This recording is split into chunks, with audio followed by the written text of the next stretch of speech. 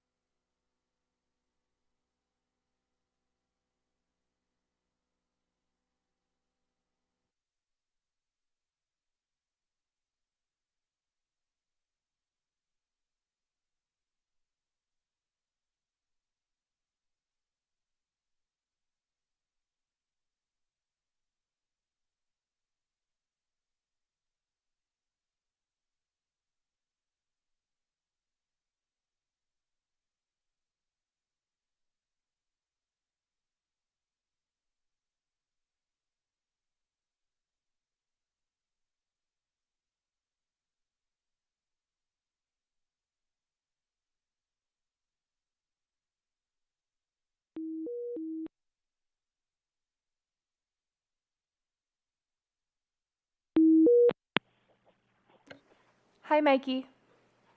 Hey there. We can hear you. Sounds good. I can hear you. Sounds good. So Yeah. we'll deal with the closed session separately, and then you can just call this number, and we'll hear you come in like this. So closed session's in 8 minutes, right? Yeah. Do you want to try to? Oh, yeah. We have public speakers, Mikey, so I think you should stay connected right now, and then we'll get you connected once to closed session once they recess. Okay. So I'm here.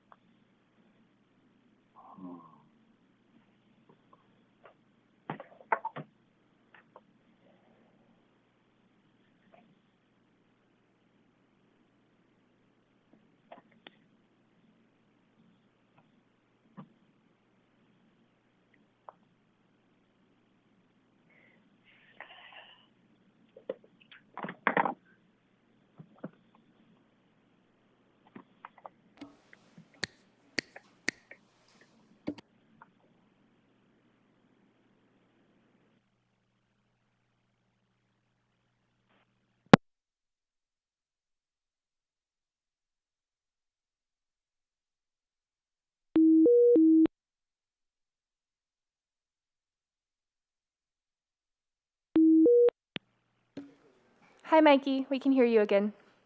Yeah, that was weird. It just hung up on you. I have no idea why. Yeah, I think we'll do a little troubleshooting once closed session starts. Okay, Hang on. thanks.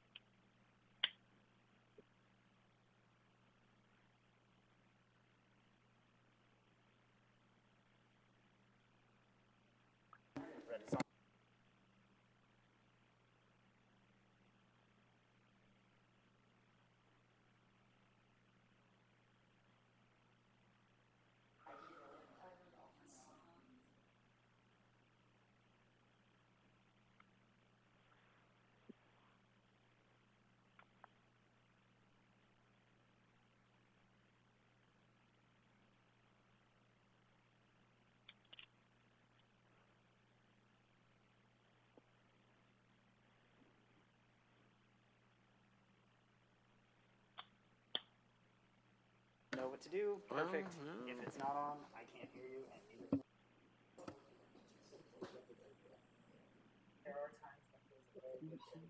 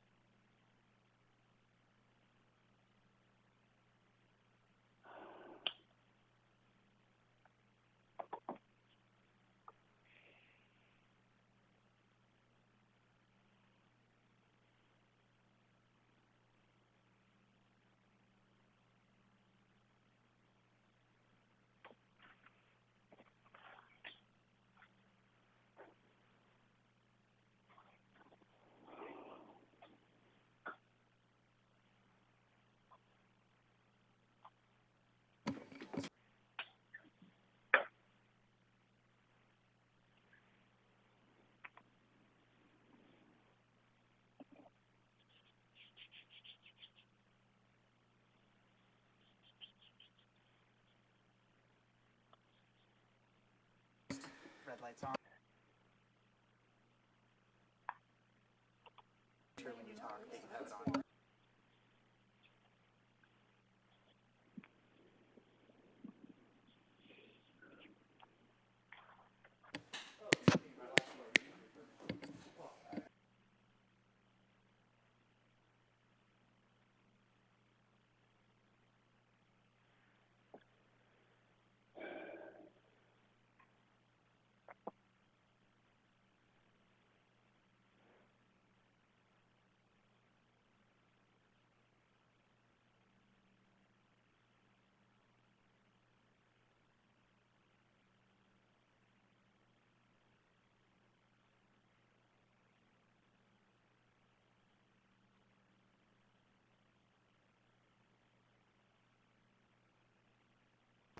Okay, it is officially 5:32. I'd like to call to order the Malibu City Council closed session meeting, or the regular meeting of May 9th, 2022. May I have a roll call? Oh, wait. May I have a roll call?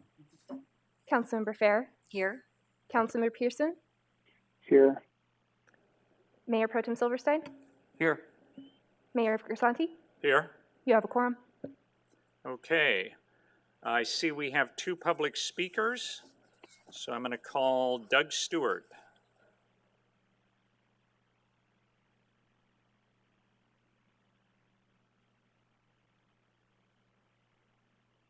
First off, welcome back. It's nice to be in the chambers again. It's been 2 years. It's deja vu, maybe.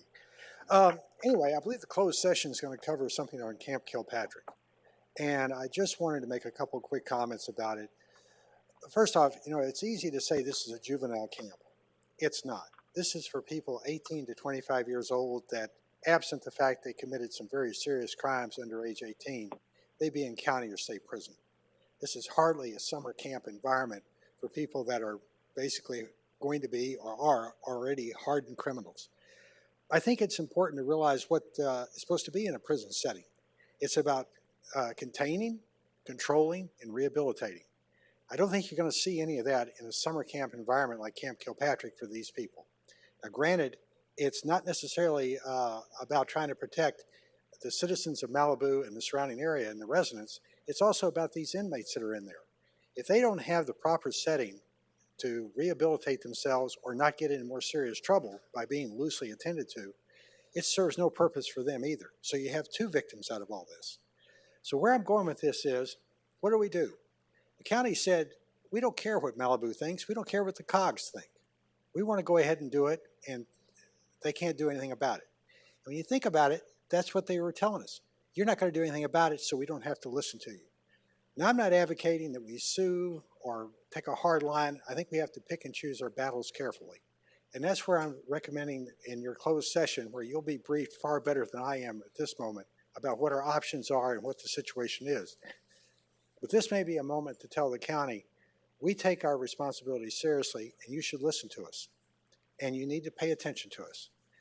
Now, Santa Clarita, as I understand, sued on environmental issues, even though their camp is outside their city limits. This would be similar to what we would face, and hopefully with the COGS, be able to make the same kind of an argument. In every lawsuit, whether you're in a situation like this, if you're a business or you're a government or a nonprofit, you're always constrained by three things: cash, resources, and focus. And as some of you know, I used to be in the banking business, and we had a vault full of cash, and we still had to pick and choose our battles carefully because of restrictions on resources and focus. So as we look at this, I think we want to remind the county, you have to pay attention to us. We have to take care of our residents and these inmates, and we need to have them realize they can't take the path of least resistance and ignore everybody and do what they want. That's all I got to say. Thank you very much, and welcome back. Thank you, Doug. Howard Rudsky, to be followed by Mary Ann Riggins.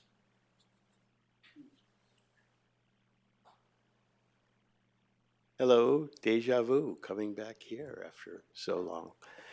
So I wanted to ask you, after I've talked to a number of citizens, I don't know if we can stop what's going on at the camp, but if we can do something that the county understands that we have rights and we're people too, and that if they're going to do this, that they should provide a facility to contain and deal with the inmates they're going to have, because that's what they are. They're inmates, and everyone deserves a chance, but we shouldn't be jeopardized. So if during the closed session, if legal counsel can give you guys advice on how to make them aware that we will act if they don't at least give us the bare minimum of secure and safe neighborhoods and some assurance that our families and children and grandparents will be safe. So that's what I'd like to ask. Thank you very much, and have a good evening.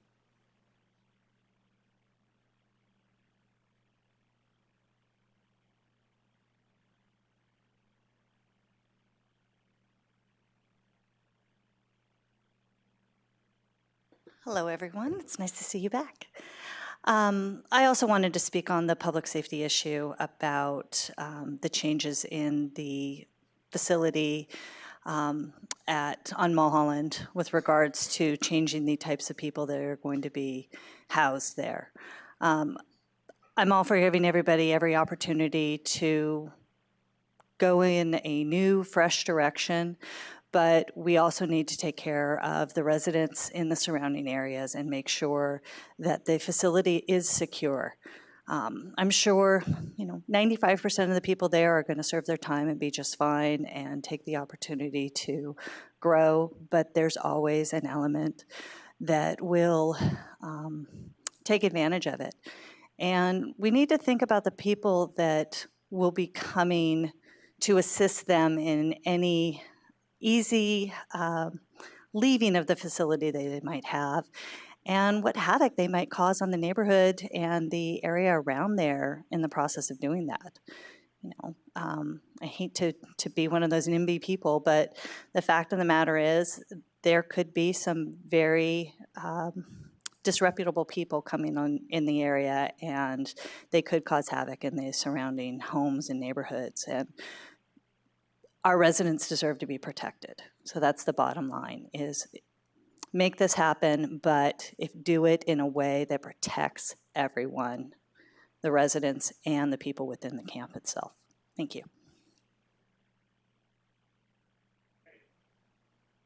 Now recess to closed session to discuss the items listed on the closed session agenda. We will now recess to closed session to discuss the items listed on the closed session agenda. We will reconvene at 6:30 p.m. to begin the regular session and hear the closed session report. Okay? So let's move. And Mikey, if you can hang up on this line, we're going to get you connected to the closed session. Okay, what am I calling back on? Same number? They sent out something over the weekend. Alex is going to call you. It was 5:30. Okay, thanks.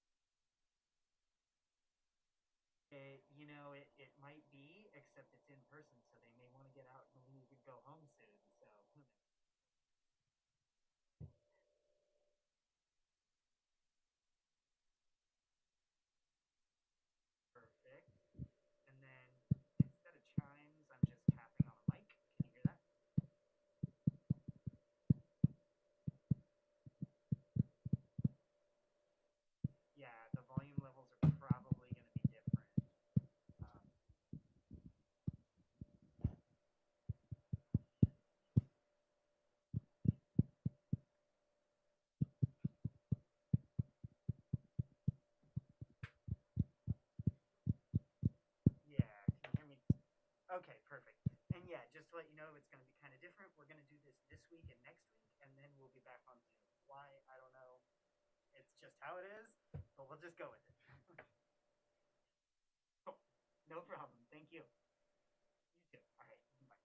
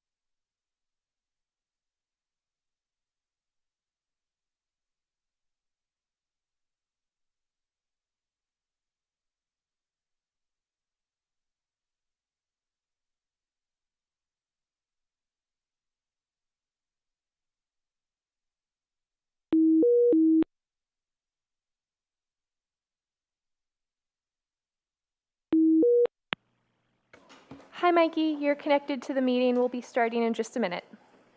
Thank you.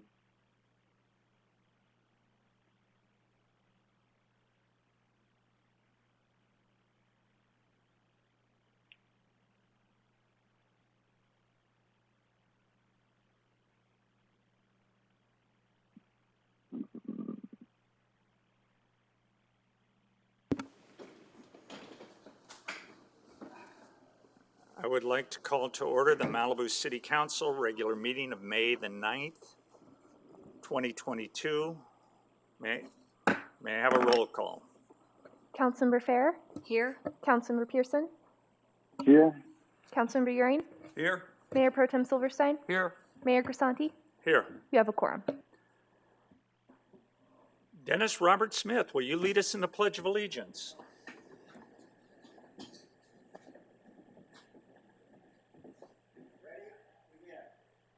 Pledge allegiance to the flag of the United States of America and to the republic for which it stands, one nation, under God, indivisible, with liberty and justice for all. Justice for all.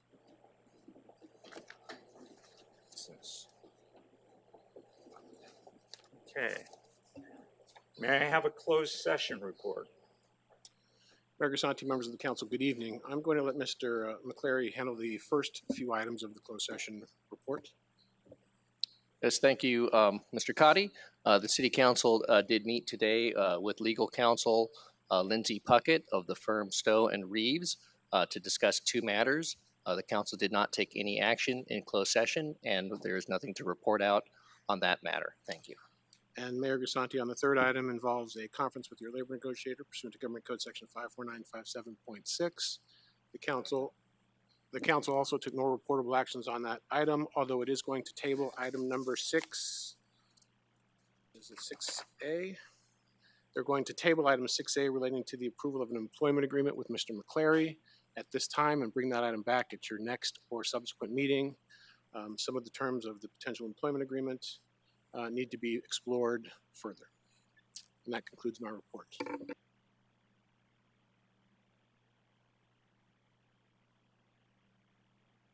Mayor, your microphone.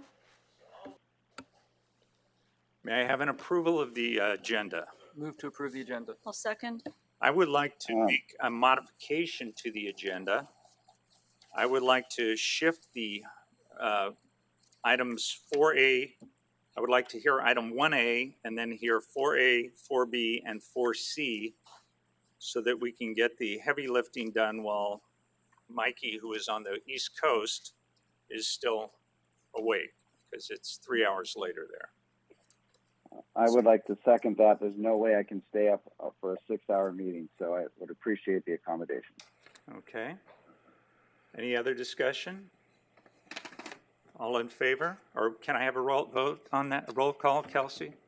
Mayor Pro Tem Silverstein and Councilmember Fair, you accept the friendly amendment? Yes. Mayor Pro Tem Silverstein, Yes. Councilmember Fair, Yes. Councilmember Pearson, Yes. Councilmember Euring, Yes. Mayor Grisanti. Yes. Motion carries. Okay. May we have a report on the posting of the agenda? The agenda for this meeting was properly posted on April 29th, 2022, with the amended agenda posted on May 5th, 2022, and the second amended agenda posted on May 6th, 2022. Okay.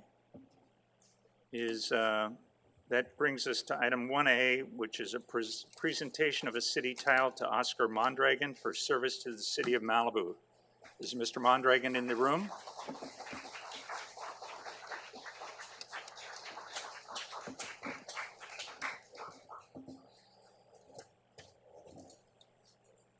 Okay. I believe I go down and meet him at the podium, correct?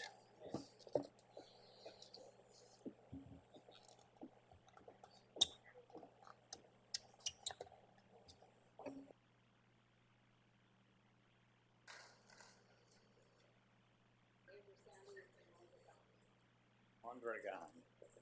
Sorry. Okay. Oscar Mondragon has served the Malibu Community Labor Exchange since its inception in 1993 and has remained steadfast in making it a safe and convenient place for workers to connect with prospective hires. Oscar's commitment to the community can be traced back to his organizing days with Cesar Chavez and the United Farm Workers and extends to his present-day role as the Center Director for the Labor Exchange. In this capacity, Oscar has established fruitful partnerships with key community stakeholders in Malibu, including the Malibu United Methodist Church, St. Aidan's Episcopal Church, Our Lady of Malibu Parish and School, the Malibu Foundation, the Malibu Rotary Club, Pepperdine University, and more, all to expand opportunities and resources for the thousands that have depended on the labor exchange over the years. Oscar's ability to facilitate thousands of day jobs at no cost to the workers or the hirers is a commendable achievement as the labor exchange nears its 30th anniversary, making it one of the oldest such hiring sites for day laborers serving all races and backgrounds in the state. More than becoming a significant employment center, the labor exchange has become a stepping stone in improving the lives of workers and their families through a variety of services provided, which include skills development, resume workshops, and ESL, English as a Second Language classes, all free of charge. Through employment and resources, though employment and resources were scarce for workers throughout the pandemic, Oscar and the Labor Exchange continued to support all in need. It's for those reasons that we consider Oscar Mondragon a pillar of the Malibu community. The city of Malibu thanks him for his dedication and commitment. And we'd like to give you this plaque. Thank you very much.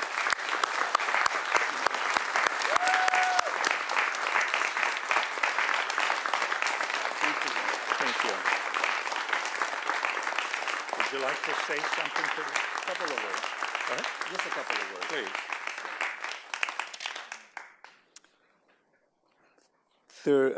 29 years might look like a long time, but when you love what you do, it's just time. And I appreciate personally the city because in 1992, some people decided to do something about their laborers. And in 93, of course, we opened the center around August. It was a team effort by a lot of people. But when you have an organization like ours, there's a nonprofit, no money making, and you have seen thousands of workers that gotten something out of it, and so the community also, then you feel really part of this beautiful city. I mean, coming every day from 5 o'clock in the morning and then leaving at midday, maybe it's a half a life here. But Malibu is such a place that you get to love it. And you get to love the people that live here, regardless of political inclinations or otherwise. It's been a tremendous journey for all these 29 years. Our board is here. My family is here, my kids, my wife. And I appreciate very much for them to be here. Thank you very much.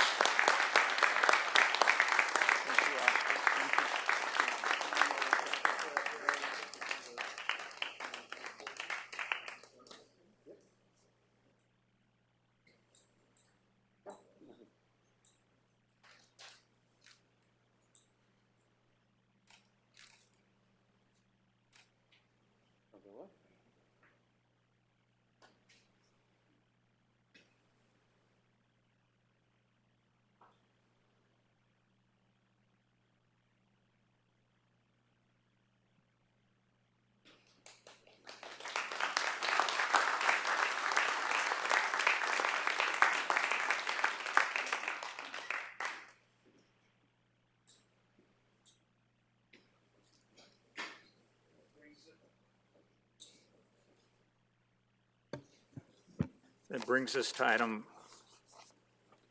4A on the agenda.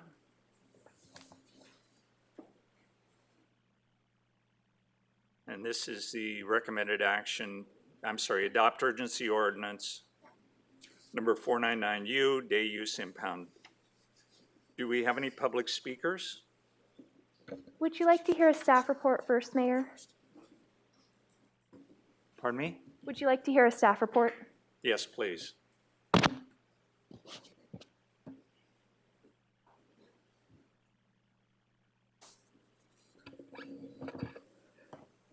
Good evening, Mayor and members of the City Council.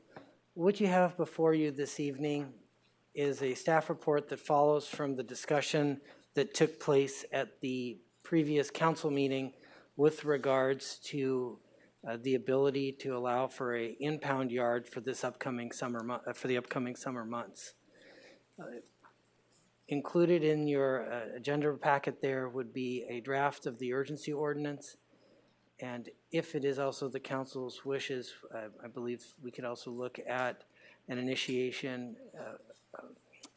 as well of an amendment to the city's codes for this.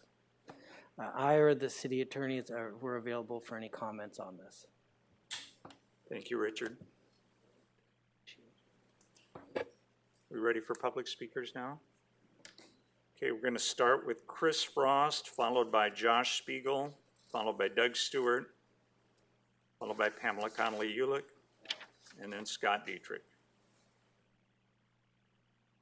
Chris, you're up.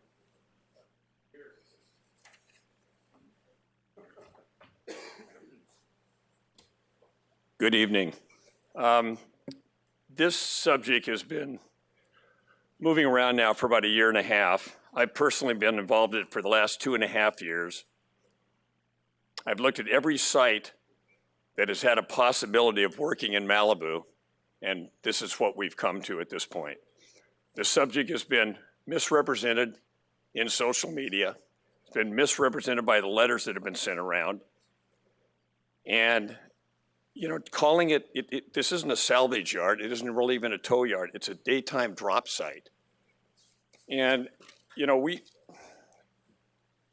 I kind of challenge the people that are challenging this and saying, do you have a parking problem in your neighborhood?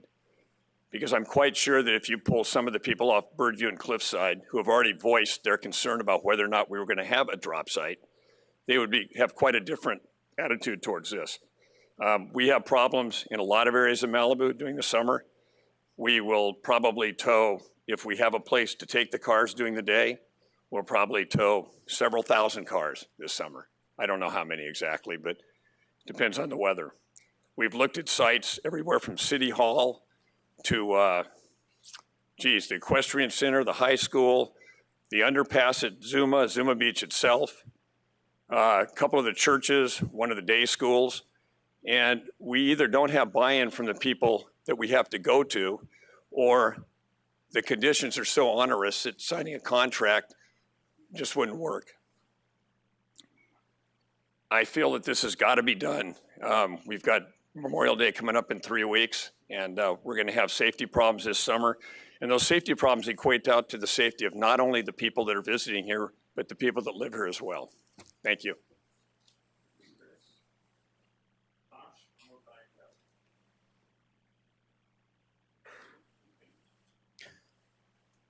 Hello, everyone. Good to see you. It's nice. You know, I think what this boils down to tonight is urgency. Plain and simple. We don't have another place to put this. So tonight is, will we have a tow yard or won't we have a tow yard? Next year when the Public Safety Commission makes another recommendation to you, it won't be this place. We'll work on it. We'll work day and night to find somewhere else.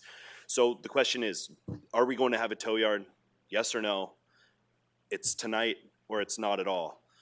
So I just want to say how important this is. It's not about just removing cars from the no parking zones or moving them out of a fire hydrant area.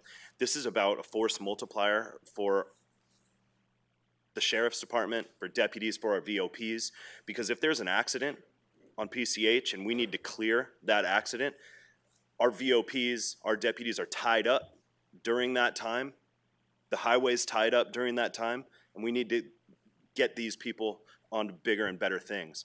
And not only that, if there is another emergency, a medical emergency for someone in our community that needs to get to a hospital and the PCH is tied up for 2 hours waiting for a tow truck, we're not going to get it done. So by having this tow yard, we will have those additional resources here rather than the tow yard, the tow trucks just out in Thousand Oaks or Calabasas, wherever they are. So the tow operation is very, very important. And if I'm sure that Lieutenant Waters would be more than happy to answer any questions that you have. but I really, really beg you to just approve this. I promise we won't bring it back next year. I think that Steve made a friendly amendment to make sure that happened. So thank you, and it's wonderful to see you again. Thank you, Josh. Doug Stewart, followed by Pamela Connolly-Ulick. Good evening, council members. I'm Doug Stewart, Vice Chairman of the Public Safety Commission, 22-year member, 22-year resident of Malibu. I'll try not to repeat what's been said already, but let's state the facts as we have them today. That is, we have two tow truck services here in Malibu. One's Roy's, one is Sierra. These are selected not by the city of Malibu, but by the Sheriff's Department. It's actually the Homicide Bureau, because this is an evidence issue for a certified tow truck. So that's who we have to choose from in order to drag the cars to wherever they're going to go. The issue that we have when you look at where these tow trucks are located, they're in Newberry Park. And as if we were to call one today, they have to come from Newberry Park, then drag the car back to Newberry Park. The idea of having a daytime drop site is to facilitate this so we can pick and return during the time when we have 15 million visitors here in Malibu during the summer. If we only have 4 tow trucks, and that's about how many they have, maybe 5, and they have to go back to Newberry Park, it's hopeless. We'll never get anything picked up or moved. As Chris Frost said, 1,000? Is it 2,000? Is it 700? We're talking about having roughly 15 weekends for this drop site, 2 days, 30 days total, maybe a couple of days for 4th of July, Memorial Day. We're not talking about an excessive number of days. We're talking about 35 or so. If we pick 20 a day up, that would be 700 tows. That's 700 blocked fire hydrants, blocked driveways, blocked intersections, blocked streets, traffic accidents. You know the drill. You know what we need. Steve Uring made a very good friendly amendment last time where he said 1 year. You're right. We don't know where we're going to go next time, but we're not coming back again for this. I mean, honestly, we're all beat to pieces on this thing. One thing I'd like to remind you, and I just heard this this evening from a reliable source, we have to remember the Heathercliff lot was actually bought with funds that restricted its use to a parking lot. Not a park, a parking lot. We've got to clear up even things like how we pay for this property before we can turn it into the park that the city needs. And we're not proposing that this is a permanent location. This is just for now. Just get us through the summer, help us clear the streets, help us clear the safety issues, and then we can address this going forward. Thank you very much, and welcome back. Thank you, Doug. Pamela? Followed by Scott Dietrich. Good evening. Thank you so much. My name is Pamela Conley-Ulick. I served 8 years sitting where you are, and I want to thank you for your time and your sacrifice. You know, where there's a will, there's a way. And this tow yard shouldn't be placed on PCH where there's nothing paved right now. If it's an issue of evidence, you have to build a nice fence around it, etc. You have a parking lot here at City Hall. Why in God's name are you going to destroy a place which is my entrance to my home? And it's wrong. You should be proactive. Yes, we can actually boot. I talked to them today with Chris and Doug. Thank you for your service. I appreciate the time in 2 years and everyone that's put in here. But you can pass an ordinance, so you could boot. I think when people see the boot, it might be a little bit more they may be more influenced by that because they see they could be booted. And yes, you'll still have to tow the ones that are parked in front of high fire hydrants or driveways, etc., but that's quite a few less. This is wrong. I appreciate the time and effort you've put in, but it's not right. So we need to find the way forward. We have a paved parking lot here at City Hall. You can pass an urgency ordinance to look at boots. LA City does it. My son was just towed recently, and they have lots of places to tow cars to. This is the wrong decision, and I hope that you will consider alternatives like boots, like for the ones that are actual safety hazards, to yes, tow them, of course. but explore here, or maybe they do have to go to Newbury Park. And let's face it, if you're getting towed from Broad Beach in the summer, it could take an hour to actually get to Point Dume, especially when you're having cars towed that may or may not be able to get in. I don't know. I just think this is not the way forward. So I would implore you to do the right thing and to use the paved lot you have here and not create something that we are all going to drive by all summer and say, oh my God, I didn't want to be here tonight. Trust me, my time and energy is sacred. I served 8 years, hard time. I'm done. But this is important, so I showed up. Those other people that they said they want this tow yard, they don't live here. They're not here saying we want the tow yard, the people on Birdview and Cliffside. I'm here. I don't want the tow yard at Heathercliff. Let's take it to City Hall where it's paved and it's proper. Thank you for your time. Thank you, Pamela. Scott Dietrich, followed by Howard Redsky. Thank you, Mr. Mayor and Council, and congratulations, Steve. I don't like having a tow yard at Heathercliff, but I don't see any alternative. I've talked to Chris Frost at least 10 times, and I propose a different place, including behind City Hall. And every time he's told me it doesn't work and why. And he can give you the details much better than I can. So we've got a lot up there that's dirt. So we want to try this for a short period of time to see what happens and then let the community decide. My understanding is the main purpose of this isn't to just ticket cars that are parked illegally. Pam suggested putting a boot on them. That works unless you're parked dangerously in front of a fire hydrant or on somebody's lawn, blocking their driveway. These are the guys that we've got to get rid of because they actually do create a safety hazard. So reluctantly, I do support the idea of the emergency ordinance, given that Steve has put in, Councilman Euring has put in a sunset clause. I think that's super important. And with that, let's just give it a try. Thank you. Thank you, Scott. Mr. Redsky.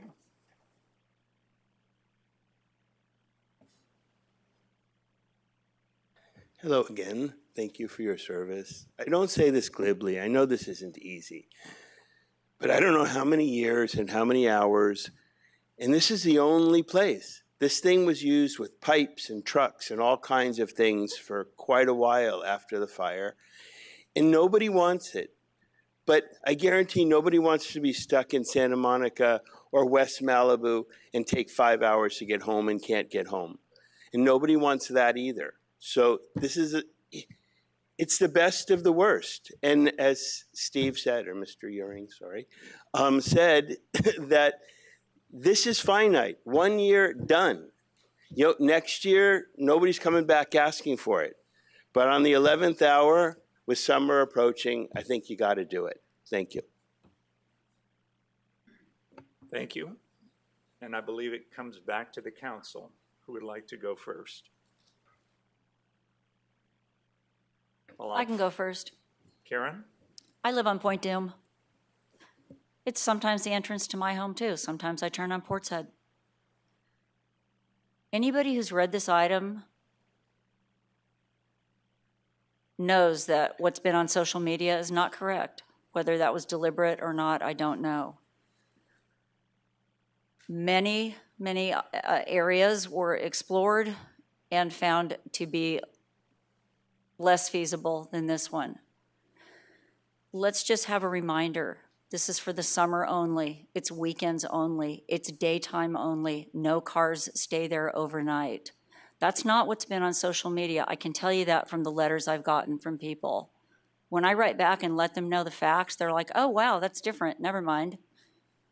So I'm sure the other council members have something to say. I'm ready to move ahead with the same motion that I made last time to approve this, adopt the urgency ordinance number 499U, day use impound yard. Thank you.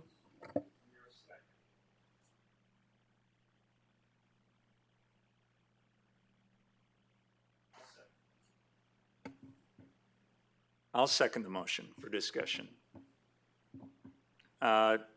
And if I can take a moment to discuss, there is some misunderstanding. The only cars that are getting towed to this place are cars that are creating a safety hazard, are parked in fire lanes, are parked in front of hydrants, are parked on people's lawns. There's the people who you're advocating we boot are just people who are going to get a ticket, and their car is going to be sitting there with a ticket on them when they get back. But we're not going to waste time hauling somebody away from a place that isn't creating a problem. And the ordinance does have a provision under item M that says that this provision, which allows this to exist, expires on October 3rd of 2022. And Karen was absolutely right about the other restrictions on this. So, Bruce? Thanks, Paul. Well, first of all, it is great to see people when they're speaking.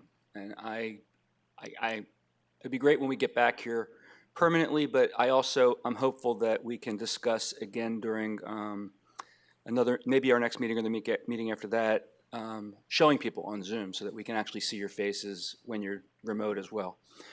It adds an element of humanity to the voice, so it's great to see.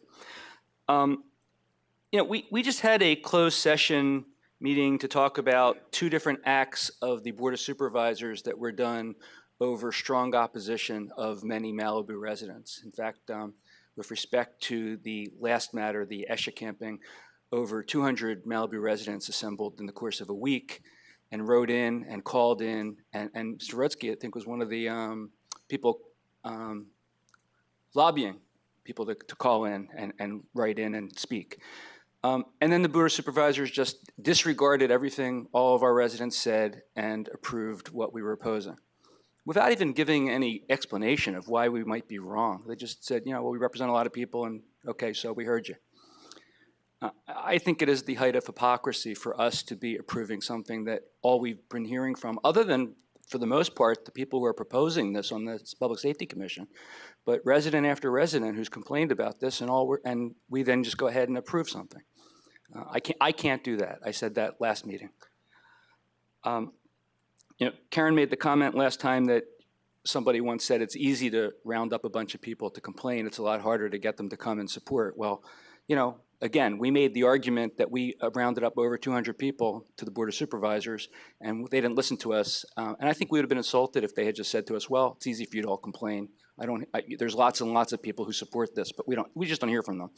So I know there's people that support this, but from what I can tell, the majority of people oppose this. And that's unfortunate. I mean, I understand that we have safety issues, but we also have constituents that have other issues. And I'm not actually persuaded that the safety issues are being satisfied by this. I love Pamela's argument or suggestion that if we can boot, which I wasn't aware we could, I was told we couldn't. Apparently that's lore, not law. But I would favor an urgency ordinance for booting. And then at the end of the day, you come collect all the booted cars and tow them, just like you would have collected them from the drop site and tow them. Because people can't take their car away once it's booted. So, you'll suffer a day where they'll be sitting there in the improper place, and then you take them away, and maybe you'll do it the next day and the next week, and eventually people will get the message that their cars are going to be towed to the valley after being booted all day, and they're going to have to go through all the same inconvenience, but our residents aren't going to have to go through having an area that they don't want to see this done become a tow yard. So,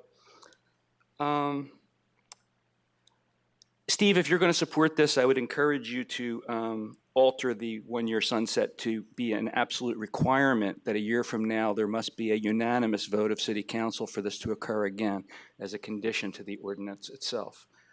I don't know if that can be done. Maybe our city attorney can tell us if that's a lawful condition. I'm not asking yet.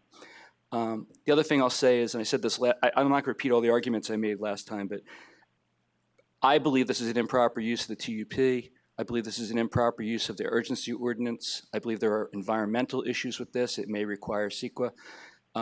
I cannot approve this even if I wanted to approve it because of the legal impediments that I view seriously. And again, as I said last time, even if I thought we could approve it, unless I am persuaded that the community wants it, I'm not going to approve a discretionary determination. So that's my input. Thank you, Bruce. Mikey, would you like to go? Yes, thank you. Took it off mute. I don't have much more to add. This is not something anyone wants. It's a public safety issue. And as I said before, I spent about 2 years on this as well. It's frustrating. There's a lot of things that are frustrating. And as was said, some of the things in the letters just aren't accurate. And it's for a very temporary amount of time. So, I view my job as very much about public safety. It's the number one priority of the city, and I think this falls heavily in that. So I will be supporting. But I appreciate all the speakers and all the letters as well. Thank you. Thank you, Mikey. Steve? Okay.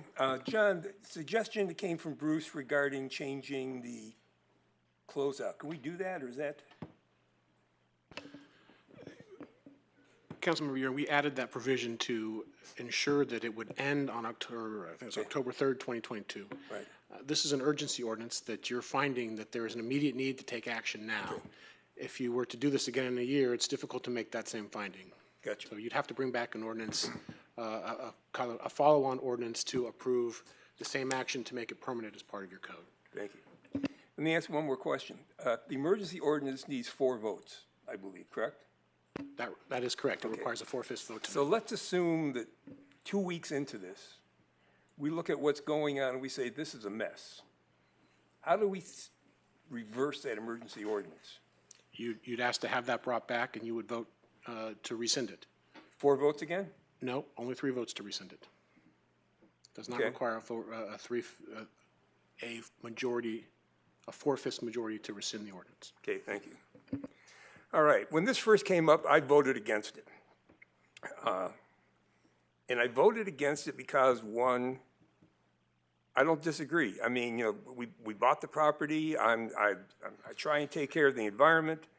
Turning it into a drop yard or a tow yard didn't seem to me to be the appropriate thing to do. And I voted against it to give myself more time to find out what the heck was going on. So subsequent to that, I have had, I've gotten all the emails. I've read everything everybody's written. I've talked to Chris. I talked to Craig Foster at the school. I talked to Patrick Miller at the school, okay? And have tried desperately to find another location to do this. I have not been successful. In my mind, this is, and I've got more conflicting information on this topic than you can shake a stick at. Do we need to tow them? How much are we going to tow? Are we not towing them on the east side, or what are we doing it all on the west side? So it's all over the place. So I look at this right now as saying, look, this is an experiment. It's an experiment to tell us that this is going to work. It's an experiment to tell us how many cars we're going to have to tow. It's an experiment to tell us if we start towing these cars, is it going to send a message to the people who are coming here that maybe they shouldn't park in places where they shouldn't park? And for all those people who have written me and said, Steve, you're supposed to be taking care of the environment, I'm going to apologize ahead of time. I really do believe that the environment here in Malibu is one of the most important things we have. I don't believe this tow yard, if we're doing it for a minimum number of cars, is going to have that big of a negative impact. So I'm going to vote to approve this, and I'm also going to make sure that, and look, if you folks see that this is not working the way it's scheduled to work, let me know. We can bring it back to the council and see if they're screwing it up, we'll stop and make them go back out and do it someplace else. So I'm going to vote in favor of this. Thank you, Steve. Bruce? Yeah, just two quick comments on what Steve just asked about and said. Just want to make clear, what John explained is that it requires 4 votes today, but if there's a decision to try to change it down the line, it's going to require 3 votes to change it, not 3 votes have to still go along with it. 3 votes to change it. So I just want to make sure that that's understood in voting.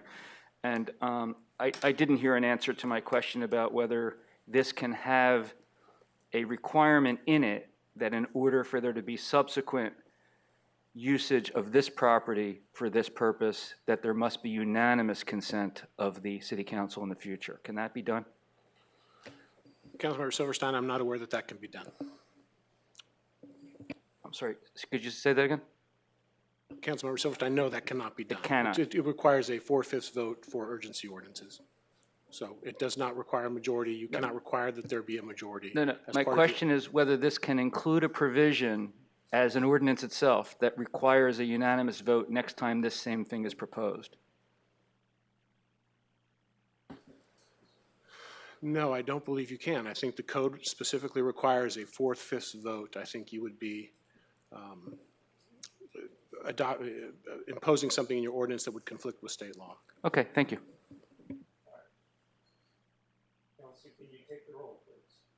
Councilmember Farrer? Yes. Mayor Grisanti? Yes. Councilmember Pearson? Councilmember Pearson? Yes. Councilmember Euring? Yes. Mayor Pro Tem Silverstein? No. Motion carries.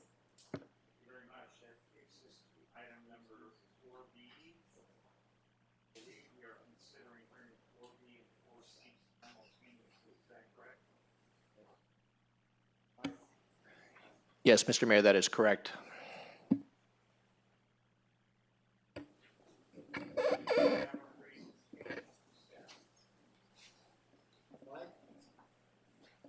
Do we have a presentation from staff? Yes, good evening, Mayor, members of the council. I have a presentation for you they'll be putting up shortly.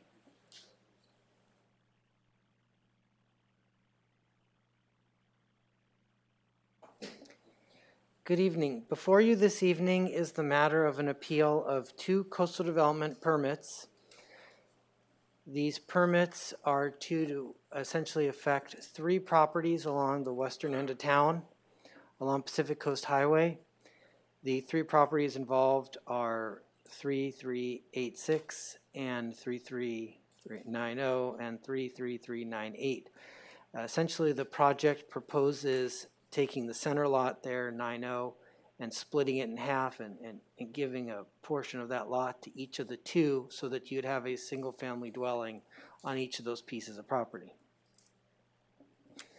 This is a vicinity map, an aerial photo showing you the location of the proposed projects. As you can see, these are west of Encinal Canyon. This is a photograph of the project site. Essentially, the lowest portion of that access road and the slope you see there at the bottom of the picture, that's the area of the 3 lots. And the applications propose the following.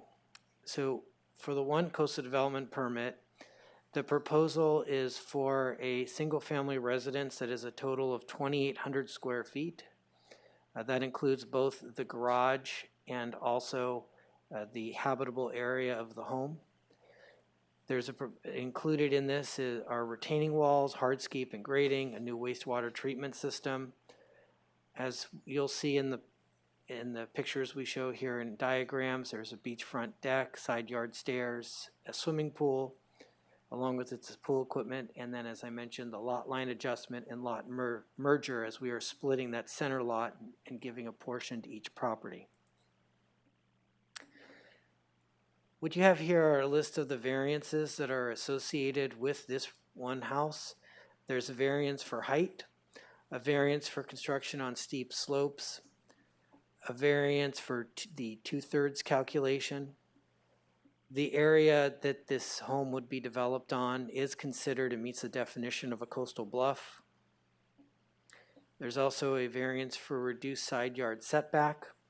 And I think that one's a bit interesting here, just so that it's understood that it would be a side yard setback that's shared with the other property that's under consideration, and that's so that they could have a connection on the deck where the fire access is along that rooftop area. And then also a variance to reduce the required front yard setback. The second home, as you could see, is roughly about the same size as the last. Proposes essentially the same types of development: retaining wall, hardscape, wastewater treatment system, decks, and a swimming pool. It too shares similar variances. It's one for height, construction on steep slopes, construction on the coastal bluff, 2/3. And then also, same thing here, a variance to reduce the side yard setback so that it could have a connection for fire department access, and then also a variance to reduce the required front yard setback. The matters on appeal tonight, the appellant in their appeals filed 3 items, and those items are the same for both. It was that the project findings cannot be made and the project can be approved. Further denial will result in due process and equal protection violations. And then also the city's further denial of the project will result in a taking. This slide is a site plan to show the council the proposed development and just kind of give some relation to its siting on the site. As you can see, this is the highest level, the roof level. It has the 2 garages. The red lines there represent roughly the lines of the final lots after they have been merged and separated. And you can also see on this upper level the 2 entries. These would essentially be staircases to lead you down into the home from this rooftop deck, parking, and fire turnaround area. This is an elevation of the westernmost home. The red line there shows the height as measured from recommended lowest finished floor from the wave uprush reports. And as you can see, this essentially is some of the bulk and mass of the structure. This is the home that would be, say, on the Santa Monica side, the eastern side. And once again, similar heights, similar layout of the stack design and the multiple levels. And what you can see there, the lowest levels is where the pool is located on both of these.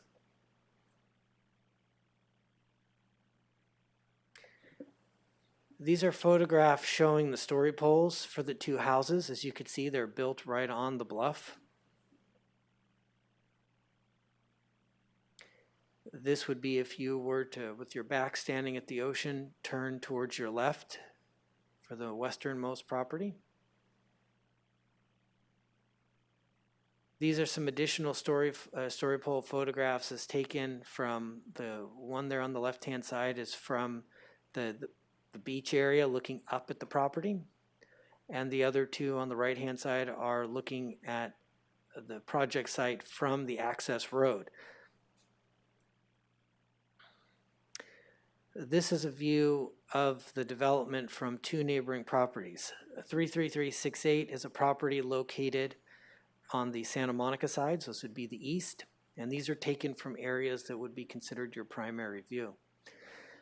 And the other photo on your right-hand side is taken from the property up coast, the Ventura side, and you can see how the story poles there are within the blue water, white water, and beach views.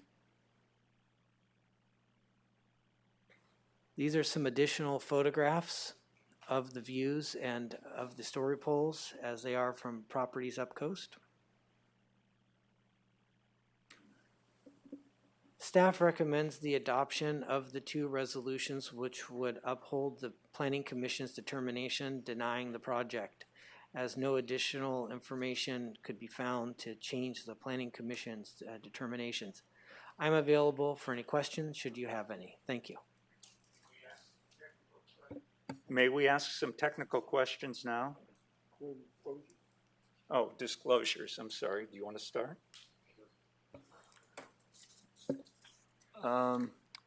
So this afternoon, I did receive a call from a representative of the applicant. As soon as he introduced himself, I knew what this is about, and I said politely, I believe he would confirm this, that I have a policy of not engaging in any ex parte communications with parties to appeals. So we exchanged pleasantries, and that was the end of that conversation. I actually happen to know about this property separate and apart from this appeal because late last year, when my house suffered some serious damage and I had to find a rental, I actually looked at both of the houses that are at the top of that driveway. So I'm very familiar with that piece of property. When I saw the pictures and saw that driveway, I knew exactly where it was immediately. So I have that information. I doubt that that's anything that anyone else wouldn't know, but I was there. I walked up and down that driveway. I saw the view from the houses above, and those are my disclosures. Thank you. I have met in person with the applicants. I had coffee with them and looked at an aerial photo and a plot plan of the property a couple months ago. And I have talked to them on the phone since then and expressed my concerns. I also met with Charles Hagan at the property and walked down onto the sand. And everything that I learned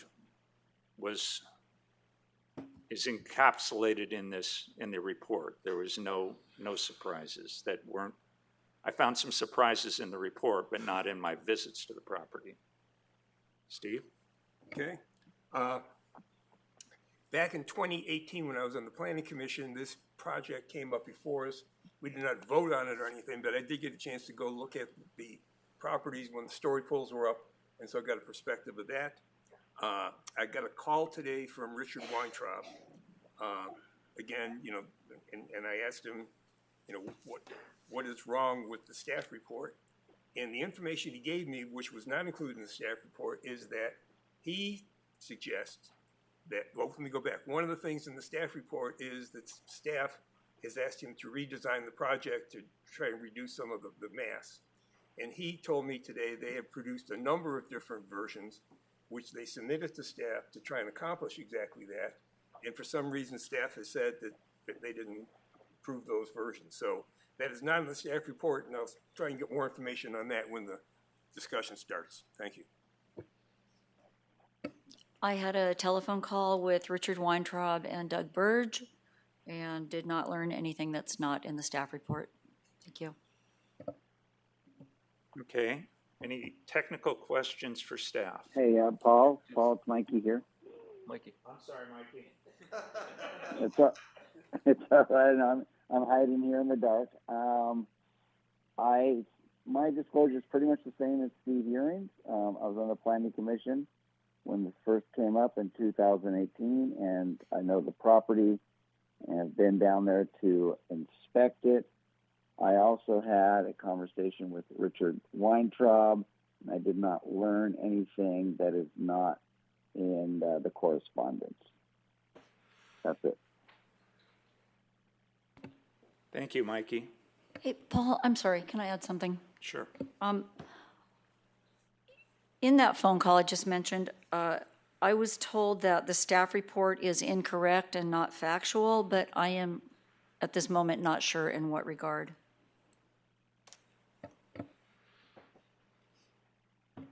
Okay, that's it for disclosures? Richard, technical question. Do we have a section through the properties through each of these houses that we can put up and I can ask you a question about? I would have to see if I could get staff to email something to our folks. I could work on that during the applicant's presentation because my presentation only had the elevations. Okay. Okay. A question? Yes. Okay. Rich, could you put slide 17 back up, please?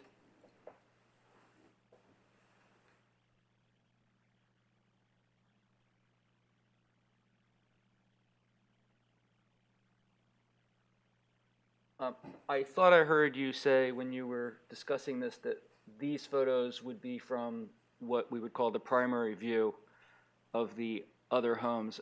Is that a protected view, or is that just, it is their primary view? Is it a protected view under our law? It would be considered a protected view. In this particular area, these properties are zoned rural residential. And so with that, they fall under our site plan review criteria. And I know it sounds strange, but in our municipal code, it's under landscaping, but there's the primary view section that would apply. And these photographs were taken at a height of, I want to say 5 feet from main living areas. I think, if I recall correctly, the 6-8 address, that was inside of, I'm sure the owner's here, Charles. I think that was inside of a breakfast dining room. And on the 406 property, correct, I think, so if I recall the right folks, it was taken from a patio, a formal deck attached to the main living room of the home, and it was taken no further than 10 feet, and once again at a height of 5 feet. And this question for either Richard or John, what's the legal significance of these photos reflecting the primary view of the other houses? The importance is, one of the findings we have to make is that there is a preservation of scenic views, whether it be blue water. The code specifically does use the word blue water, offshore islands, visually impressive mountain views. I'll stop there before I misspeak, but those three criteria are in that finding. And that was part of the difficulty that we had as staff in our recommendation, and I also believe the Planning Commission, is that it's hard to make that finding with these photos attached. Okay, one last question on that. The word blue water, how does white water figure into that? For what we have done as a policy is, for the purposes of identification, when you have the word scenic views, that has been extended to views of the beach and the surf line, the white water. Thank you. Okay. Now we get members of the public, is that correct? The applicant team will present first. Applicant. The applicant will go first, and if they could let me know if they'd like to reserve any time for rebuttal, I'll take that off the clock. Yes, my understanding is we'll be given 30 minutes, 15 for each of the cases, and we'll reserve 5 minutes for rebuttal. Mayor, is that how you'd like to conduct the item? They're separate items and we combine them, so I would imagine that their time is 15 plus 15. Is that everybody else's agreement? Yes. Hello, everybody. My name is Fred Gaines with the Law Offices of Gaines and Stacy. Represent the applicant in this case, 180 PCH. Thank you so much for hearing this case tonight. This is an owner that has 3 legal lots established by a previous judgment, 1 house entitled on each of those lots. They're proposing only 2 houses from the very early discussions 8 years ago with the city to come in with a compromise plan. 2 houses on the 3 lots, 2,300 plus square feet plus a 400-foot garage. And of course, we have opposition from the vested interests along this beach who already have their homes, who want absolutely nothing there, not concerned with any legal responsibility or rights of the property owner. There is no dispute in this case that due to the physical characteristics of this property, variances will be required to allow any economically viable use of the land. The city's legal responsibility is to allow economically viable use of the land. The assistant city attorney at the Planning Commission said the purpose of a variance is to avoid a taking. And so in this situation, we have some extreme characteristics that allows a variance to be approved to avoid the city having to take this property. The Planning Commission chair said, I've got to say, I agree with virtually everything that Fred Gaines said. I like that quote. There is almost nothing that he said that wouldn't come right out of Mr. Hagan's attorney's firm's books, Miller Starr Real Estate, in discussing the statements I've made about how a variance is required and there's economically viable use of the land that must be allowed by the city. So the only issue here is, has the project minimized the impacts of the variances to the extent reasonably possible? The staff report raises concerns with only two of the variances, the height and the two-thirds rule. So the question for the city council is, are there additional reasonable alternatives that further mitigate the impacts on those two issues, height and two-thirds rule? This is a de novo hearing. You're not bound by what the Planning Commission did. You're not reviewing whether what they did was correct or not correct. This is the council's own independent decision. And the Planning Commission denial relied on staff stating that there were additional alternatives. You've seen it in this report that there's additional alternatives that were not described. And when we discussed not getting a fair hearing, it was weird, frankly, what happened. Because we complained that the staff was saying there's additional alternatives. There were none listed, and the Planning Commission closed the hearing and voted to deny. There was an email today that was just published a couple hours ago from the Planning Commission chair. The problem with this project, he said, is the lots are junk. I think the applicant bought the lots for very little precisely because of the problems.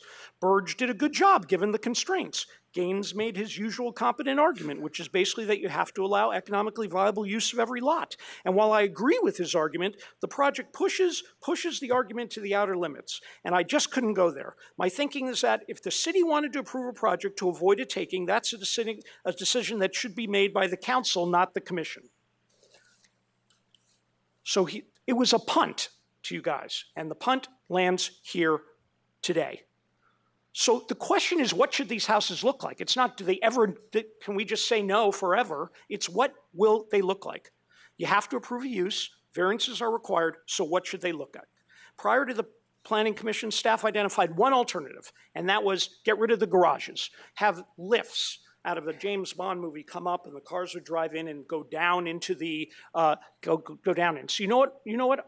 From the staff report, you would think we told the planning staff, forget it. We redid the plan to put the lifts in, and then we took it to the fire department. 2 years we went through this process. They brought the fire trucks down the road, and the fire department rejected that plan,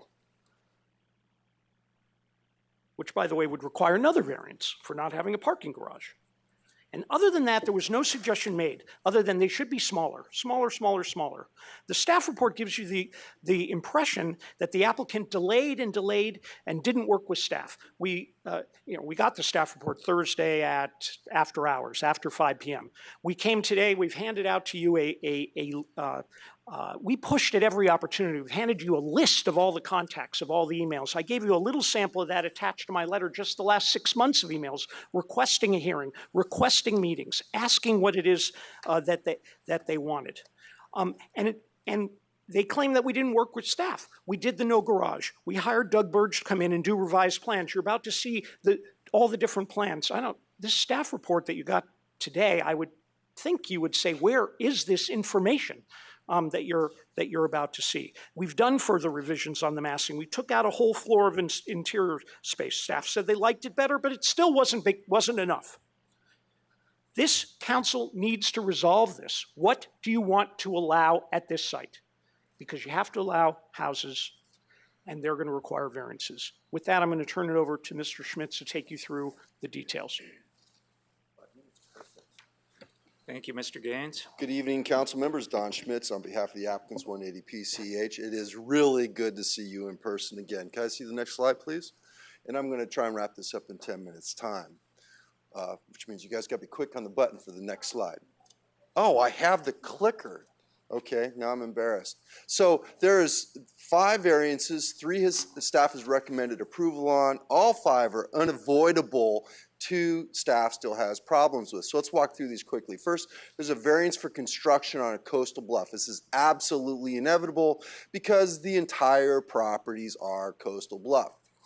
And it's stated in the staff report, it was determined the project site does not offer any alternative locations for development where construction on the coastal bluff can be avoided. So yes, that's a variance that must happen if we're going to build any sort of house whatsoever. So then the next variance is for developments on slopes steeper than 2.5 to 1. On the left-hand side, you can see the slope map. You can see the aerial photograph.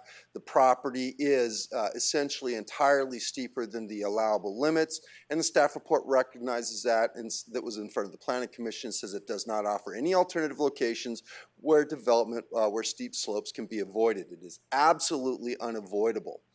The third variance is for the side yard setbacks, and this is something that was done for meeting the fire department access standards, both the fire department turnaround and the lateral access, the pedestrian access around the buildings. And once again, the staff report recognizes this, that it would be allowable to meet that fire department access requirements, and therefore they were supportive of that third variance. We do have the fire department approval. This is as far as we can go with the hammerhead down there. There's been folks in opposition that have said maybe you can put it down lower. We can. It gets steeper. We've looked at this ad nauseum. Staff seems to concur. The fire department does concur. We even had the fire captain go out there and drive his truck onto the property, make sure coming off the Pacific Coast Highway was appropriate. And he sent a letter to the city stating that in fact the access was excellent. So it does meet explicitly the codes of the Uniform Fire Code. So we have that approval that has been submitted to the city. We're locking up here, which always makes me extremely anxious. There we go. And the staff report recognizes that in fact we meet the fire department access standards. Now what this is a fixed point on the property. The concrete slab for the fire department is absolutely required to be there. And this is one of the things that has created the problems for us in regards to the height. The slab itself will be higher than the height limitation, and we have to have the concrete slab on the top for the fire department turnaround. Now there are 3 primary view determinations. You can see them listed here. Yes, we know the regulation at the city code, but the problem is no matter what we do, because of that concrete slab, we are going to have impacts on those primary views. The house will be stacked up underneath it, and the primary view protection ordinance does not supersede the basic fundamental constitutional right for an applicant to build a house on their property. In fact, if you take a look at 33406 Pacific Coast Highway, this is the property directly back behind us. Once again, I've highlighted the concrete slab. The house is all going to be stacked underneath that slab, with the notable exception of the garage, which I'll discuss more in a second, if my PowerPoint will allow me to proceed, and 33418 Pacific Coast Highway. We did redesign. This is one of the redesigns. It's not mentioned in the staff report. In 2018, you can see what we have here in 2021. We shrunk down the garages as much as humanly possible. We put landscaping on top of them. We even converted the entryway for the stairwell to go down and have glass walls to further try and reduce the visual impacts. This is the portion of the development which is located on top of the concrete slab. We have to have the variance for the height. It's absolutely impossible for us not to exceed the 24-foot height because of that concrete slab. This was reflected in the previous staff reports. You can see the 24-foot height limitation as it's measured from existing natural grade. More on that in a moment. It's one of the things that the applicant is being penalized on because we are applying inland development standards to these beach lots because of the underlying zoning. We did, in fact, go to the fire department, as my associate already testified to. We incorporated a design to have the elevators going down into the structure. We were told no. Oh, and by the way, it's a Pyrrhic victory, even if we could convince the fire department of it, because you can't have an elevator that's just a flat slab and then all of a sudden it rises up and drops down. Pursuant to code, you have to have fencing all around it. So we maybe would be able to get, if we could convince the fire department, we might be able to do away with garages, but you're still going to have fencing around that to make sure children and people don't fall down into it when people are operating the lift. But it's an esoteric point because the fire department said unequivocally no. And we noted with some great interest that there's been council members that have opined on this on a recent project. Councilman Pearson said for a few years he's been uncomfortable with car lifts. I don't think it's a path we want our city to go down. Councilman Euring also stated similar sentiments in regards to this. What happens if the electricity goes out? Will it work? Will people be trapped? And that's in actuality exactly what we were told by the fire department on why they would not accept the vertical car lifts. So we're going to have development in excess of 24 feet. You can see following the topography here on how it's virtually impossible for us to develop this property in such a fashion where we will meet that 24-foot height limitation. But one of the things that's very, very telling about this, once again, goes back to the underlying zoning, and you can see the portion of the house which is over 24 foot. But this is essentially a beach house. These are beach houses. Now, the city put RR2 inland zoning on it, but we still need to comport with the development standards for a beach, right? And so even though you're measuring the heights from existing natural grade, if this was a beach house and the beach zoning was applied, we'd be measuring the height from the maximum wave breaking height. Also, we have our septic system underneath the house. So we have to have the minimum distance from the top of the leach field to the bottom membrane. But you would be cutting 10, 12 feet off of the height of this house if it was a beach house because of the wave uprush report and the minimum elevation for the bottom floor. But the numbers that are in front of you on the staff report have the heights as measured from the existing natural grade. This is the health department approval. You can see we've got the minimum vertical clearance that we have to maintain above the septic system. And by the way, if at any time afterwards or during this presentation you want to stop the clock and take a look at these cross sections, Mayor Grisanti, I'm certainly happy to do that. This staff report goes on to say that it was impossible for them to really truly define what is over 18 feet. It was impossible for them to calculate what is the 2/3 ratio because it doesn't fit. It doesn't work. It's an inland development standard, and because we have to have that large concrete slab for the fire department on top of the building, this is a citation directly from the staff report that was in front of the Planning Commission. You literally cannot calculate the 2/3 ratio on this project. So another thing that I really want to make sure everybody's crystal clear on is this happens no matter what, as you see on this slide. You have to have the concrete slab. You have to have the caissons that will support a 28-ton fire truck plus 4 cars for each house. That's a lot of weight. So all we're talking about is how you move the pieces around underneath that concrete slab. And we have one of the best, well, he would say the best architect in Malibu that has tried everything humanly possible to come up with a design to assuage the concerns of staff and the decision makers with no luck to date. So real quickly moving it forward, as it pertains to the scenic and visual resources, as reflected in the staff reports, you cannot see this project from Pacific Coast Highway, so that's not a problem. Being below grade and having view quarters, it's a non-issue. So then it boils down to protection of the views to and along the beach. And so there has been modifications to the plans. I'm going to turn it over to Doug here in a second. We eliminated entirely, this is one of the iterations, we eliminated entirely the lower living space and threw a pool in there. And we also want to talk about whether or not this is unprecedented. It's not. This is just one picture on Malibu Road. This house is 71 feet wide. It meets the code in regards to it being 24 feet tall. But in actuality, as you can see, if you measure it from the sand, from the bottom of existing natural grade, as we were required to, because of the inland zoning, this is a 35-foot tall house. This is at a minimum, this is a very tall house. Those are the numbers that we are being obliged to utilize in the application before you. Of course, there's also precedent as pertains to West Broad Beach Road. You've got 50-foot tall houses there off of the beach. And then on this beach, on this private cove beach, you've got the Blue Whale Estates, which are located, 4 lots to the east of here down coast. These homes are built directly up above the beach. They are notched in, they are taller, they have similar elevations and similar proximity to the beach as what is being proposed by the applicant tonight. So with that, I'd like to turn this over to Mr. Bird so he can speak about the redesign issues of the incorporated. Thank you. Got it. That's where you're at. It's just forward here. Yeah, that's forward. All right, just to quickly summarize, City Council, it's good to see you again.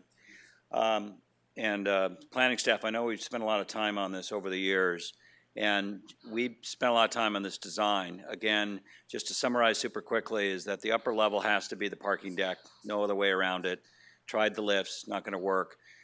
You got to have access coming up and down. This was original project done where actually the pools were extended quite a bit all the way out to where they could go on the front property lines.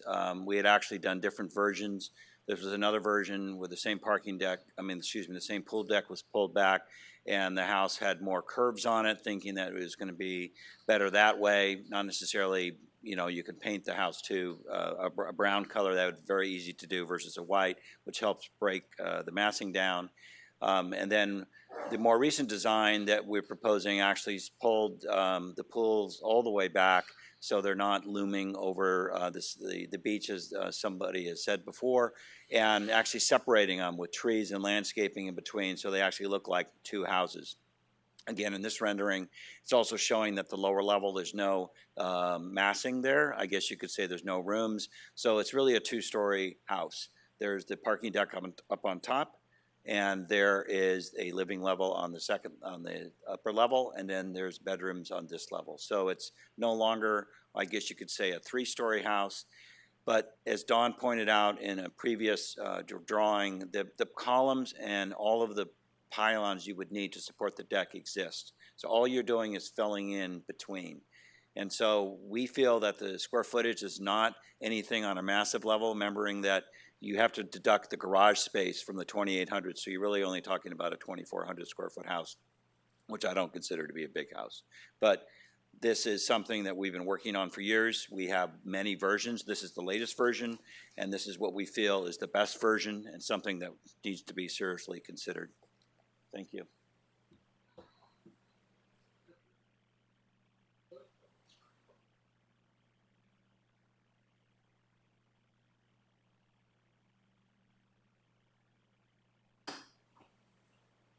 Good evening, council members.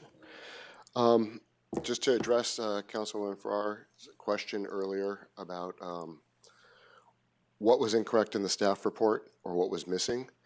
I don't know if everyone has this handout. It's a 5.5 page handout that was turned into you today, or it should have been, by the city clerk. On it are well over 100 top line action items that all have emails that are not currently attached to them, that get into great detail as to how hard we've worked on this project over the last 9 years. This has been I also think that Don and Fred did a very good job about talking what's missing from the staff report today. A lot. This project's been really strange from the beginning. When I was first in escrow on this property and I met with Joyce Parker and with Richard and had several meetings about it, it was confirmed that the Coastal Commission had said that these were 3 legal buildable lots with certificates, that the property would absolutely be allowed to have 3 homes on it. It was, even Trevor Russin was involved at that time. I had a representative of the neighbors above come to my house and threaten me in the most unusual way that's ever happened, saying that if I bought this property and moved forward, things would be going very difficult for me, that they had a lot of incredible influence, and go on and on. It's only relevant because they've kind of turned out to be correct, because I've had other projects in the city of Malibu and have never had any of the problems like this today. Over the years, we've met with planning staff on so many occasions, begged planning staff to meet, come up with alternatives, look at everything possible. Have had to ask the interim city manager, the prior city manager before Riva, to try to get some traction on trying to understand what is viable for this project.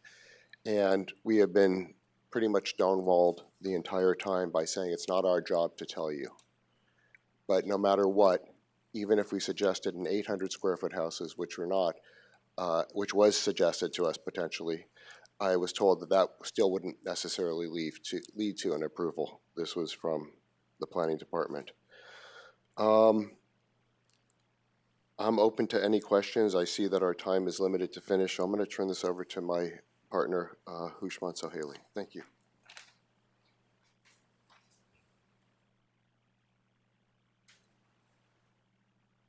Thank you.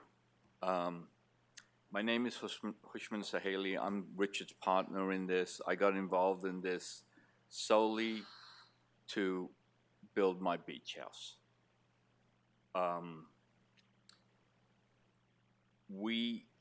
my background is I was the founding partner of the LA office of Aiken Gump, which is a big international law firm. I've been a transactional lawyer in this city for 40 years. I quite frankly have been involved in a number of things on behalf of clients that are complicated, difficult. I've never had the experience I've had going through this process. I felt at some point that we were just being run around in a circle. And what I appreciate is the Planning Commissioner's letter today, because he said what I understood to be the case. The real decision is not what the house looks like, it's whether there'll be houses there. And what he has said is, this is a decision for the City Council. He was incorrect when he said it's not going to cost that much. It's the fair market value of the property on the date it's taken. I don't want my house taken. It's not about the money. I want my house. But the city should realize if it's going to take the house, it's going to have to pay the fair market value, which is in excess of $20 million, we believe. Now we have appraisals. But now, the real decision is, why would the city do that? And I did a Freedom of Information request. I got responses and emails that said there are politically people who are opposing this. The other thing I want to tell the council as it's making this decision on a taking is I'm probably one of the few, and I am the oldest Aiken Gump partner who's an Asian American. There's not a lot of Asian Americans on this beach. There's not a lot of Asian Americans in the city of Malibu. So if you're going to take my home, know that you're doing that. That's all I have to say. Thank you. No more testimony. I just wanted to make sure that we had used 23, almost 24 minutes, and we have roughly 6 minutes left for rebuttal. Okay, Greg. We're good? Thank you. So I have quite a few members of the public here. So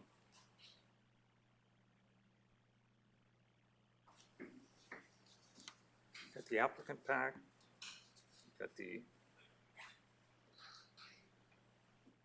and we're on to, I believe, one more. Okay.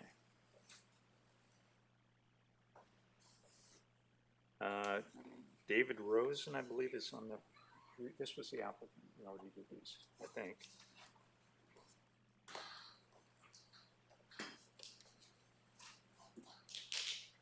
Yes.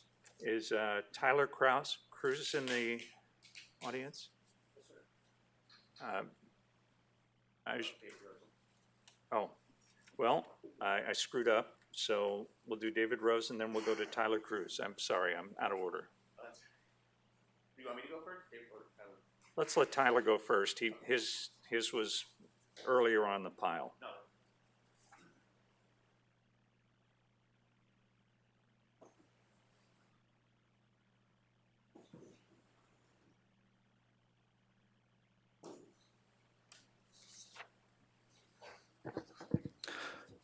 Good evening. My name is Tyler Cruz. I've been asked to read into the record a statement from Mr. Hagan, who is the owner of 33408 Pacific Coast Highway and is unable to attend the hearing this evening. My name is Charles Hagan. I live at 33408 Pacific Coast Highway, and I'll be addressing you tonight regarding my pedestrian easement from my house to the beach. When I purchased my house in 2005, it was of the utmost importance that I had an easement from my house to the beach, and in fact I did. In 2007, the Higgins family, who owned the property that my easement traversed, sold their property to a real estate developer, Zen Partners. One morning, I awoke to find that the developer, Zen Partners, had bulldozed my easement to the beach. In order to secure my easement to the beach, I had to sue Zen Partners in the Superior Court of California. The outcome of that trial was a settlement agreement where my easement was replaced with a new easement.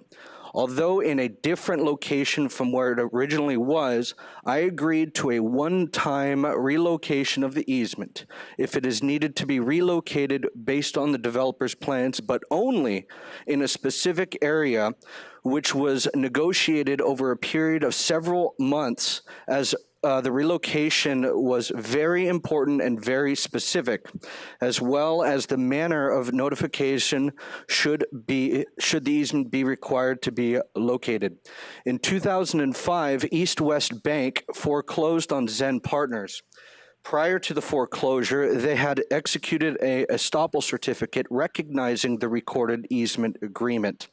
The easement agreement provided access from my house to the beach over the existing road as shown on Exhibit A. If the easement were to be relocated, it could only be relocated in the crosshatched area as shown in Exhibit B. Presently, the developer's plan show my easement being built on the replacement easement, not where it is provided for in the recorded pedestrian easement agreement. Since this is first came to my attention several years ago, I have made it very clear to the developers and the building department that any relocation can only be done as per the recorded agreement, and their proposed relocation was not acceptable. The settlement agreement, which the Superior Court approved, retains jurisdiction and should govern. Tonight you're being asked to approve a plan that would violate an approved and recorded settlement agreement by the Superior Court. I would ask the City Council to deny the applicant's request. Thank you. Thank you. Mr. Rosen, and I believe you have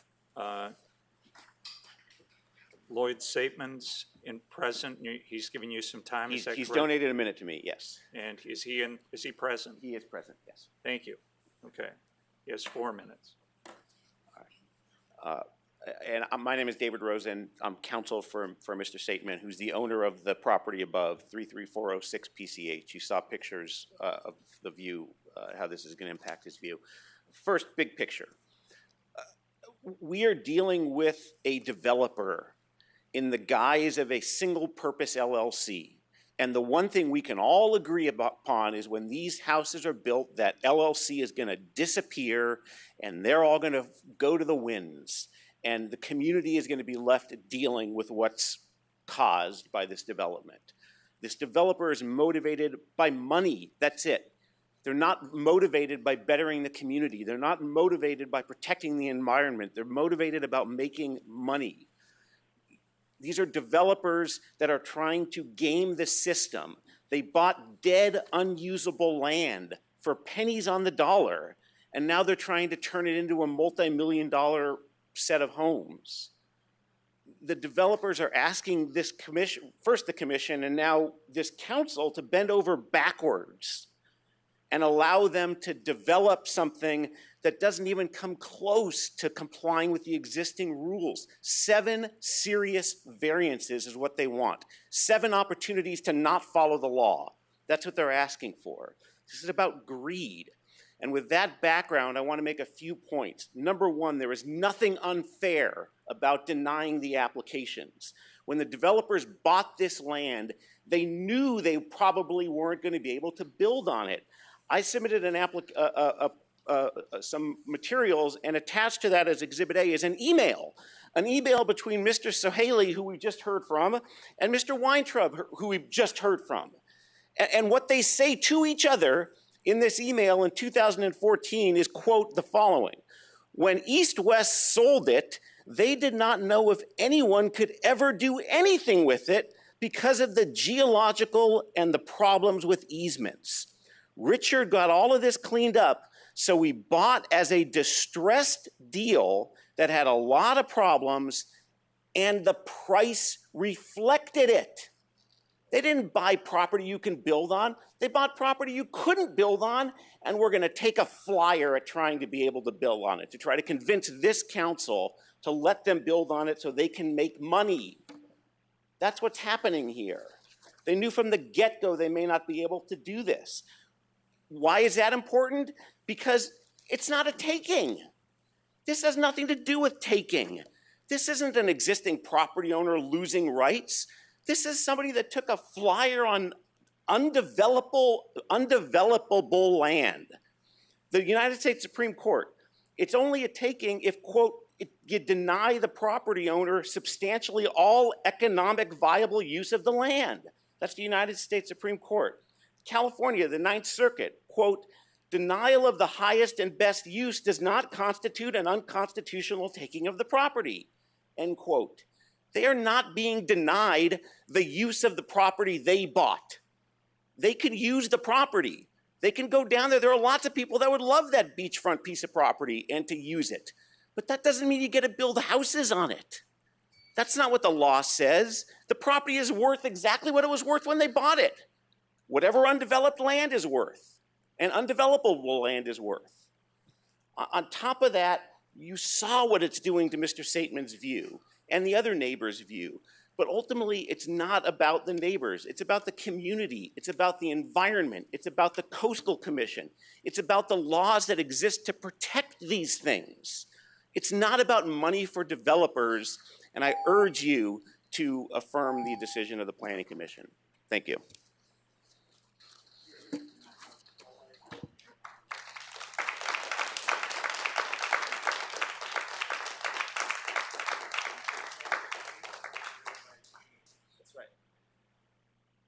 Sorry.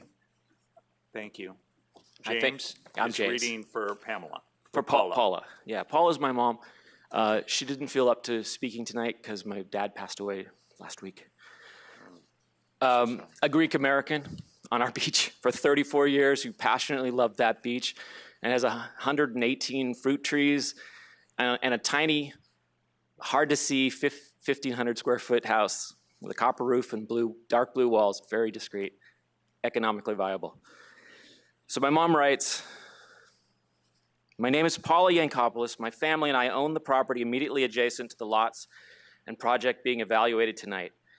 I oppose this project, 2 large spec houses, because its completion requires multiple variances of the Malibu local plan, in particular the core prohibition against building on Malibu's fragile bluffs, and because it is based on numerous misrepresentations by its developer.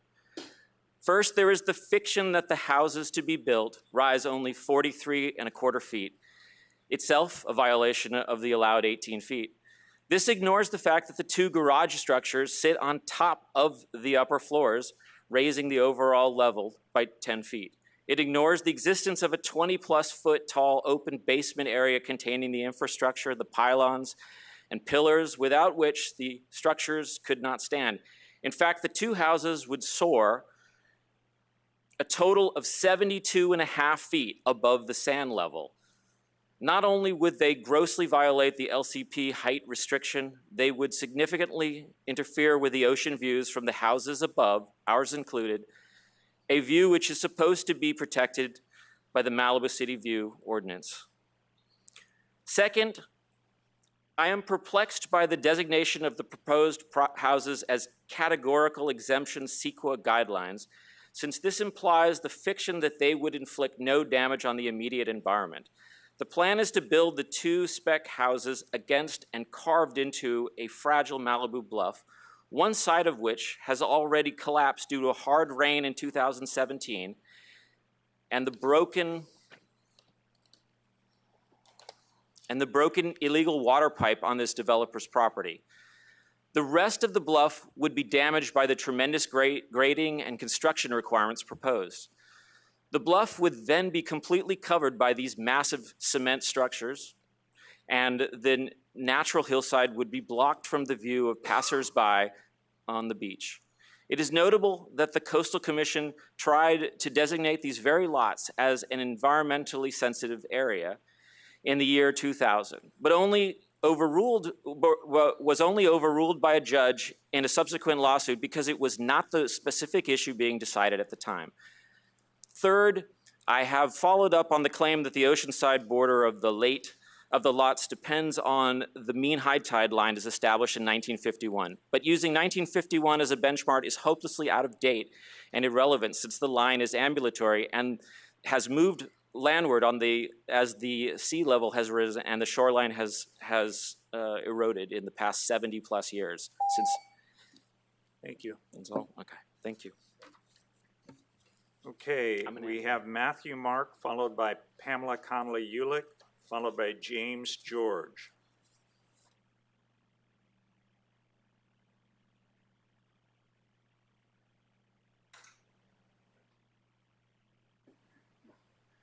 Thank you, Mayor Grisanti and council members.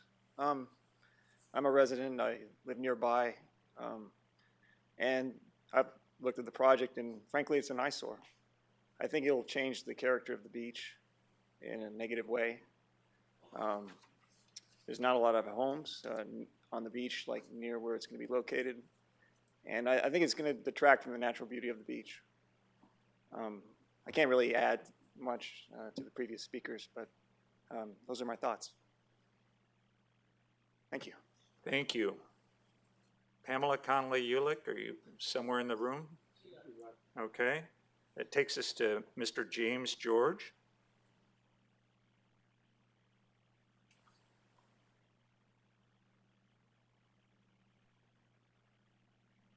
And you have 3 donated minutes, one from Will Marlatt. Is Will here? I see Will. I'll be here. Hannah George.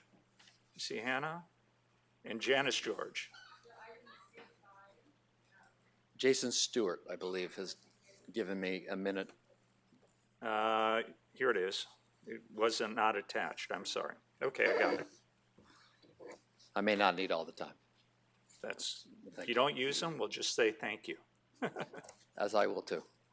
Good evening. My name is James George. My wife and I, Janice, have owned a house at 33410 PCH for 18 years.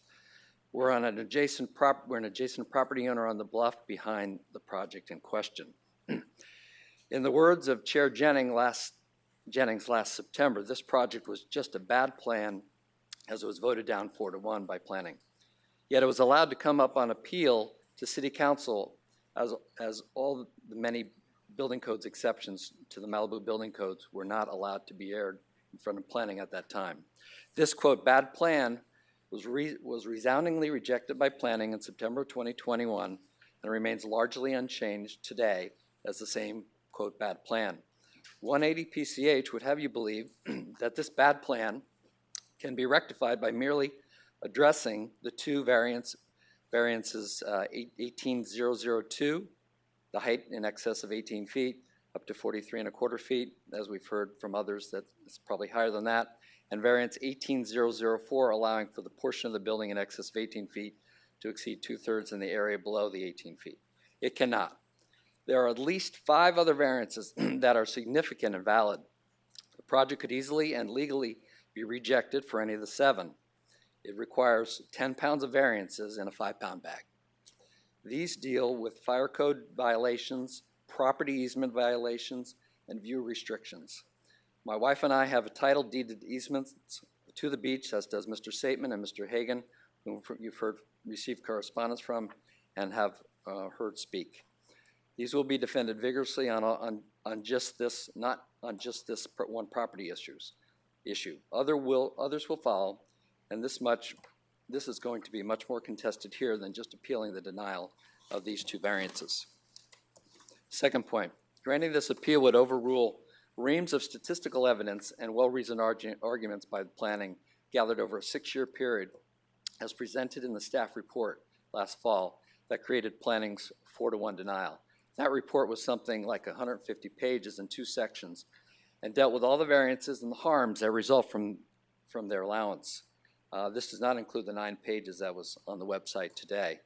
Because of this, It would make a mockery of the Malibu Building Code.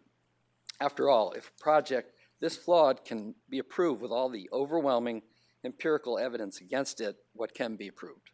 What can't be approved? We might as well take the building code and throw it away, as it will not be enforced, certainly to the most powerful and influential. Lastly, 180 PCH claims the denial of this appeal will constitute a taking and a violation of the Equal Protection Clause if he is not granted unfettered building rights to build 2 large hotel-like structures. This violates all the building codes while trampling on deeded easements, view rights up and down the beach, bluff endangerment, beach erosion, and fire department risk. This should be considered unequal protection clause and a taking of the rights of the adjacent property owners, beachgoers, and Malibu residents.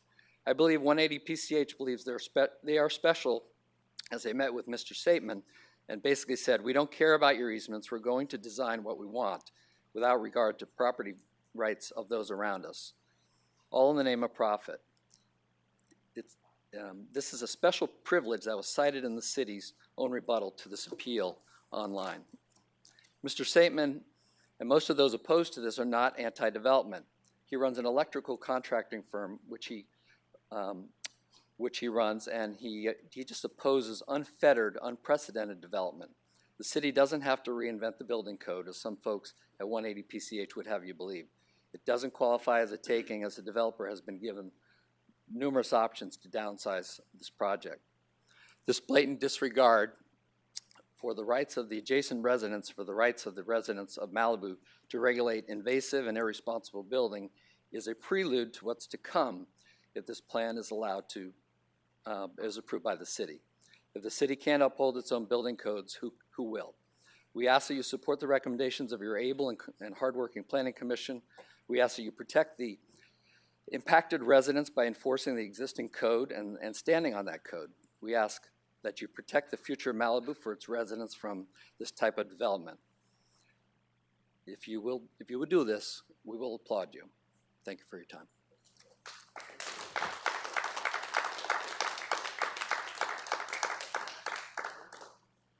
Janice George, please, followed by Christelle Flannery, followed by Lynn Jacobs.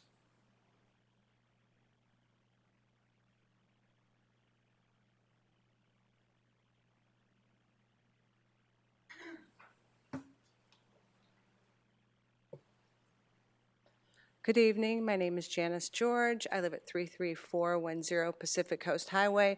I have no notes because I tell the truth and it comes from my heart and it's all in my head because I've been living this nightmare. So where do we start? They've been doing this for a long, long time. Guess what? We've been doing this for a long, long time.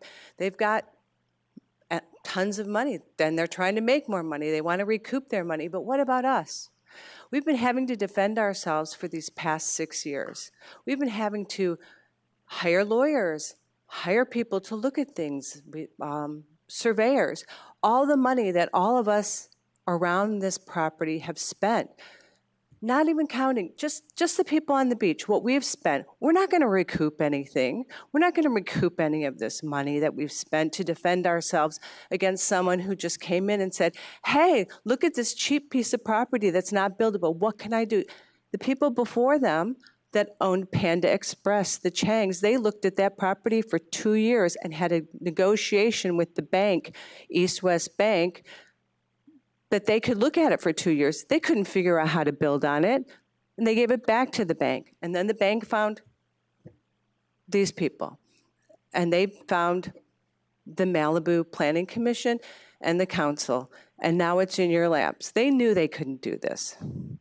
Not only are we the money that we're wasting and we can't recoup, I just want to put this out to the people of Malibu. How much money have we spent sitting in front of you guys? All your staff, all your people, all the money it's cost you to look at this. That's the people of Malibu's money. That's the taxpayers' money. They've spent money on this project too. And that's not going to be recouped to anybody. That could have gone to making the park on Heathercliff that somebody wants. That could have been money for that park, money for finding a place to build this parking structure for the tow area. So that's one thing. The other thing is that they're taking our deeded easement. We have a pedestrian easement from our house down to the beach and a vehicular easement down to the beach. So I'm 62 years old. I have a bad back and a bad foot. And right now, it's a sloping access that we have deeded down to the beach. If I ever needed a wheelchair or anything to get down to that beach, I could get down there. They're proposing to put stairs next to the house. So do I have to knock on the door of the people that are going to live there and say, can I use your steps? I'm coming through. Steps aren't allowed down to the beach. There are many people on our beach who would have loved to put stairs from their property down to the beach. They can't. Thank you, Janice. Christelle Flannery, followed by Lynn Jacobs, followed by Jerry Jacobs. Good evening. I'm Crystal Flannery. I'm at 33256 Pacific Coast Highway. And I, no disrespect to your ethnicity, but I just did DNA test. Apparently, I too am Asian American. Who would have guessed? I live on the beach, yes. So I was one of the first, I guess, if that's how you want to put it. I wanted to address a few issues, and I'm going to make this brief because a lot of what I was hoping to discuss with you was already discussed by the fine council. With regard to regulations, they're there for a reason. I mean, we on our property put in for a permit to rebuild, remodel our home. It took us 10 years. My son was in the 2nd grade when we started. He graduated high school and was in his first year of culinary school when we finally got the permits to remodel our home. Just figure that in a timeline. We were hoping to remodel, let the kids enjoy their time at the home on the beach with their friends, surfing, having friends over. In fact, Karen's son came over many times. And it just didn't come to fruition. They were gone. They were left the nest by the time we finally got our house remodeled. So we had to deal with all of the regulations. We had to cut the size of our project by 1/3 or less. Spent over $2 million before we even put a shovel in the ground in permits, architect fees, in addition to what we already had paid. No one gave us any exceptions. We followed all the rules and what was put in front of us. Why now change all of that? Why allow all of that to just go to the wayside? To have variances be approved when there are so many regulations already in, I mean, it just doesn't make sense. Why have regulations if we're just going to just give everybody variances on all those, especially as many as we're asking for in this project?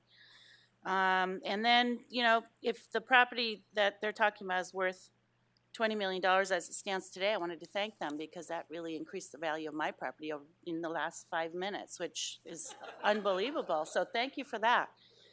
And then last but not least, I wanted to take the time to thank all of you for the, work that you put here and have to listen to all of us grieve and bitch and moan. But we're here. We love Malibu. We love where we live, and we want to keep the integrity of the land, and that's why we have you guys to help us keep the integrity the way it is. So thank you very much.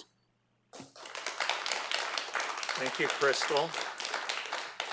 Lynn Jacobs, followed by Jerry Jacobs. Jerry Jacob, sorry. Jacob, singular. I'm sorry. First of all, I want to send my condolences to your dad, to your husband. I will forever miss him hanging off the side of the hill doing all his gardening. And I know he's here with us tonight. So my condolences. And Captain C2's back, yay. I'm just going to make this very brief.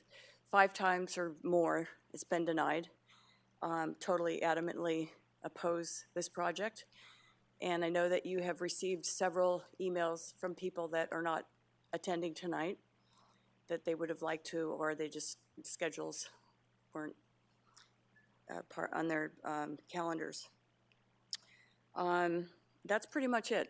I just want to say thank you for being here and totally oppose the project and agree to what the council has said on the proposed project for denying it. Thank you. Thank you, Lynn. Jerry? Followed by John Henning. Mayor, council members, thanks for being here tonight and listening to us. I'm not going to come up here and recite what you've already heard.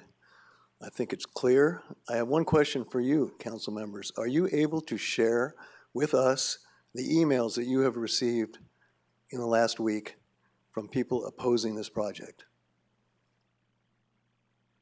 If so, I'd like to dedicate my 2 minutes and a half to hear some of these emails. And before you do that, if you would, we've lived on this beach for 31 years. It's pristine. We don't want it changed. This project does not fit point blank in this neighborhood. And I'm adamant about your support in denying this project. And appreciate you listening to all of us tonight. Thank you. Are you able to share the emails? I'd like to dedicate my 2 minutes to listening to them. I personally have a computer that I received the emails in and I read them. I don't have them, a sheaf of them here. Someone else may have, but I don't. I do not, and those emails are public record. You can certainly. They make went, public they went, records they went to the request. council members and the mayor. That is correct. I just thought it would be interesting for everybody here to hear them. Anyway, if you don't have them, you don't have them. Too and many to read in 2 minutes. Too many. Okay, that's what I thought. Okay, again, I urge you to deny this project. Thank you. Thank you. Samuel Volpert here, followed by Scott Dietrich. Good morning, council members. My name is John Henning. I'm the lawyer for 33340 PCH LLC, which is the owner of a house about 500 feet down the beach from this. You have a situation here of the tail wagging the dog. The applicant has come up with this nifty theory that since they have a parking deck at the top of the slope, that means they can put whatever they want underneath the parking deck. That's not the way it works. We're not just protecting the views from above that look over that parking deck. We're protecting the views that are experienced by all users of the beach. People walking on the beach, people swimming in the ocean, people laying on the sand from all different perspectives who look up past that lot toward the coastal bluffs. We're protecting those people's views. And in fact, I argue that those views are even more important under the Coastal Act than the ones of the neighbors above. So it does matter what's under that parking deck. And what's under there now is a building that exceeds the 24-foot height limit all over the place, not just in one little place, but all over the place. They've taken the deck, which only intrudes on the 24-foot limit a little bit in the corner, and they've built this enormous thing that intrudes on the 24-foot height limit all the way down the hill. What they need to do is redesign, and they know that they can redesign, but what they're doing, they have this house that's sticking out toward the ocean for one reason. They want every room in the house to have an ocean view from every window, not just from a window, but from every window. And I dare the architect to deny that that's the reason why the house is sticking out so far toward the ocean. There's all this excess space. I wrote a letter to you this afternoon, which I hope you've read. I know it came in late, and I apologize for that. But there's all this excess space, these voids between the house and the hill. You need to put the house where the voids are, and you need to make the house a lot smaller. A 1,500 square foot house is perfectly adequate on these very small lots. 2 1,500 square foot houses would be 3,000 square feet. You build something like that, almost none of the house will actually protrude over the 24-foot limit if you design it right. You'll also satisfy the 2/3 requirement by putting 900 feet on the first floor and 600 feet on the second. There's your 2/3, you're done.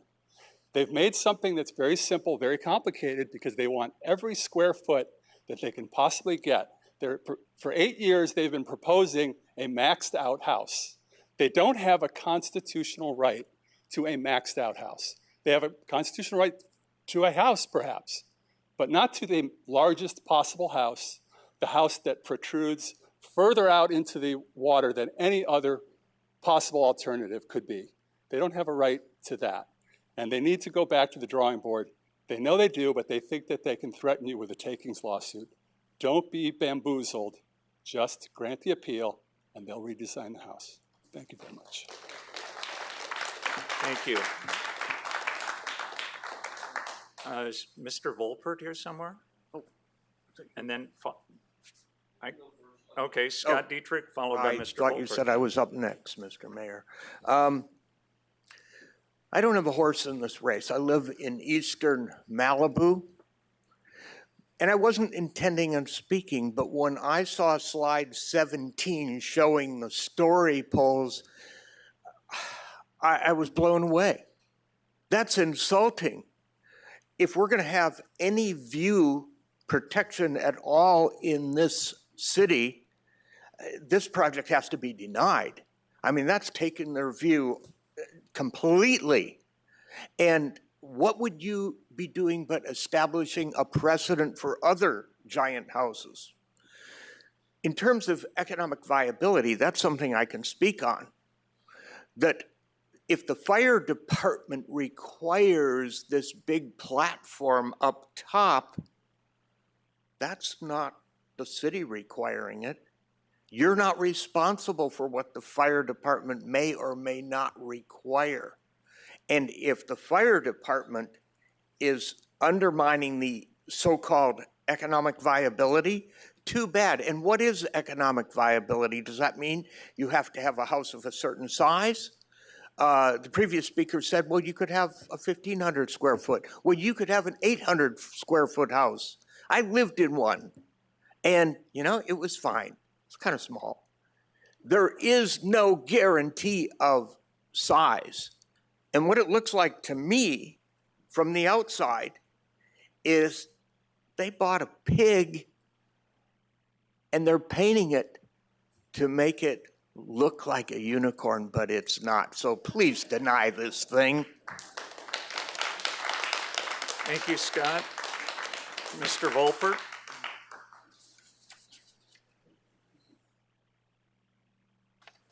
Hey, I'm Sandy Volpert. I live at 33318 Pacific Coast Highway. Been there 31 years. I walk by this property every day. I remember when I first heard about this development, I took a look to see where it was, and to be honest, I said, I must be reading this wrong. There's not a lot here. There can't possibly be a place to build a 2,000 square foot house or 2,400 square foot, or two of them for that matter. And yet, we find ourselves here today. Everybody who came before me, at least on the opposing side or in favor of what the commission has decided, has said, I think, everything that needed to be said. I'll make this very quick. Square peg, round hole. There's a zillion variances. What part of this plan actually follows the rules? As far as I can tell, nothing. It'll be unsightly. I'm a real estate investor. I'm a lawyer. I'm a distressed asset investor. I understand everything they've done. I think it's clever, great arguments by their lawyers. That doesn't change the fact that this thing shouldn't be approved. That's it. Thank you. Hey, Fred. Thank you. I believe that brings us back to the council. Who would like to lead off? Rebuttal? Mayor, can you get rebuttal, please? I'm sorry. Yes, I'm sorry. You can use your rebuttal time. Thank you. Sorry. Mr. Weintraub's going to use the first minute. So sorry, rebuttal. I've never been on a rebuttal before, but here we go. So the guy who spoke for 33400 PCH, I like to deal with facts. Their home is about 40% larger. They bought it last year for about $14 million. It's just right down the street. I heard from everybody, they just don't want anything here. But we bought 3 legal lots. We confirmed they were legal lots. You know they're legal lots. We have the right to put 3 legal homes on them. What size they are and what they are, that's up for you to decide, or nothing. Someone mentioned the fees that we paid could have gone, the city's losing money. We've paid over $70,000 in application fees. The city hasn't lost 5 cents on our processing this application to date. We're taking no one's easement and the right to get access to the beach. Chairman Jennings said clearly that this is a taking in his own words today, and yet it's just about how much. This isn't a paper lot. People are talking about, I'm glad they're so wealthy that we can be in these lots today for $6 million accountable dollars, but to them, that's pie in the sky, that's junk, that's garbage. I'm glad people are so rich on this private cove that $6 million means nothing to them, or when we purchased it for close to $2 million in 2011, and everyone knows what's happened to Malibu beachfront in the last 11 years when I entered into escrow. That's nothing to them. They're so rich that that means nothing. I'd like them to tell that to the rest of the world. 2,300 square feet is not a hotel, which is what I heard from people tonight. Mr. Saitman approached me on several occasions with witnesses asking me for significant sums of money to go away and to buy his home, which I and my partner refused to do.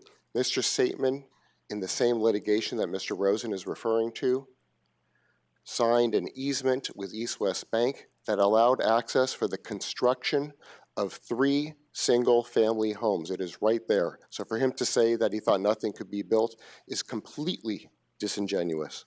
When I referred to the challenges of the property, it was the geology and the easement. First American Title gave us good access over the property, and we have protection for that. That was the first. And the second was geology, which Christine signed off and said everything was great with the geology on this property. And that's all I want to say, just facts. Thank you, Mr. Mayor. Fred? Honorable Council Members, Fred Gaines. The both Mr. Saitman on one side, Mr. Hagan on the other, in their easements, the language says there are 3 lots that may be developed in the future with 3 homes.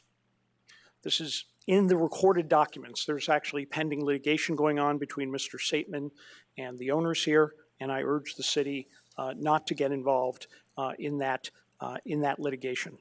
I wrote the note, all of your residents who already live in homes on the beach think that it's a good idea that these properties get developed with absolutely nothing. And I wrote there was not a single suggestion. Your staff report brings you to the place that to develop this property, which the owner has the right to do, you need variances, but these variances are not enough. It doesn't tell you what else they should do. You heard nothing in terms of a suggestion or modification of what should be done. What should be done was nothing, nothing, nothing, nothing, until Mr. Henning. Mr. Henning represents someone down the beach, I'm not exactly sure who, but he made 2 points. One, that we probably have a constitutional right to build a house, but that we have to do what we need to do to lessen impacts, which is exactly what I said. We need to determine, this council needs to determine what is a lessened impact, but it has to be a lessened impact. It has to be a mitigation that lessens impacts. So if you're looking up at the structure that has to be there, does the massing change if the unit is 1,600 feet underneath it as opposed to 2,400 feet underneath it? But more importantly, he talked about using the excess space. That sounded good. Use the voids, move it around. The reason that the units are located where they are is we're not allowed to put any square footage under the fire driveway, under the fire access. So that is exactly why the space is pushed out beyond the fire access. Fire department does not allow us to put the habitable space underneath. So with that constraint, the space was put there. And so again, these neighbors want the city to take on the liability to tell this owner they can build nothing at this site. I had a case like this before. You know, one of the reasons this took 8 years is because Mr. Schmitz and I kept saying there's got to be a size, there's got to be a design, there's got to be something to do, because that's what we do. You've seen it many, many times. That's what we get it here in a position to be approved. And this time it didn't came. And I had this one other time, was in Lechuza Beach. It was Norm's project, and the city was smart enough to approve something and let Coastal Commission deny it, who we then sued, and it found it was a taking. And when we went for the damage trial, the state came in and bought the property. So the city can decide that they want to be the ones to take the property. We're going to say, nope, you can do nothing here. You can do nothing. And then we'll have that decision go forward. Or you can do what the law requires, approve what you feel minimizes the impacts, and let it go where it goes after that. And that's what we urge you to do, and that's what you should do under the law in this case. Thank you very much for taking the time to hear this case, and we are here to answer any questions you may have during your deliberation. Thank you. Is it now the appropriate time? Okay, who would like to start? Oh, I received a request. I'll go if you want. Mikey? Sure, if that's all right. It's hard for me to see, so I thought I'd type in there. Okay. First of all, thanks to everyone on all sides for spending the time on this issue. This is a very, very unusual land use issue, to be sure. In all my years on the Planning Commission and at City Council, I've never quite seen anything like this, that's for sure. And the way I look at this is this comes down to the code and property rights. On one side, we have some things that honestly I haven't seen before. 2/3 rule, the height, and variances are all right, but I've never quite seen this set of variances used before. And maybe there's even an easement issue. I don't know. It's a separate issue. And the applicants are claiming there's due process and taking issues, and kind of there's language about the staff leading them sort of all over the place, and really they end up nowhere. So this I'm purposely not trying to talk like a lawyer, because I'm not a lawyer, and legal issues really are not what I feel that I should be ruling on. I have lawyers for the applicant telling me what the law is, and then of course we have our planning staff who has our own attorney. So it's not my place to play lawyer in this. I think that for me, the staff recommendation of denial means a lot. You don't see that often. They usually try and work with applicants to bring forward a project that they feel meets the code. So when it comes to us looking at the law, I think that means a lot to me. It's pretty rare. I can only imagine, I have a decent idea of what the applicants have been through trying to come up with a project that makes sense. And at the end of the day, I don't know what is viable. I don't have that answer. And I don't think it's our job to try and figure that out. It's our job to rule if this particular project, the way it's come forward, or these projects have come forward, is something that we feel we can overturn the Planning Commission for very valid reasons.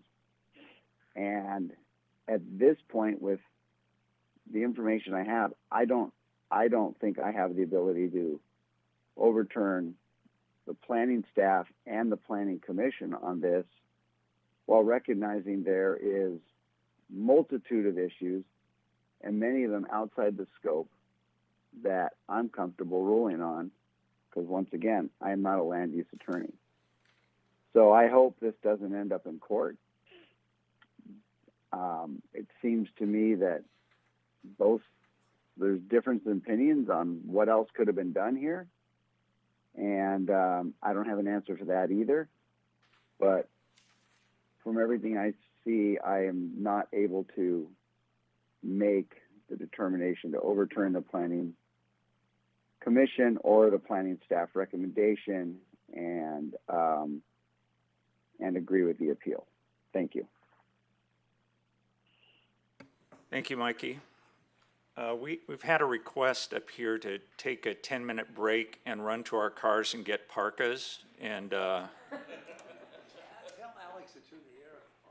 you want the air turned up? No. Yeah, just get it warmer. Yes.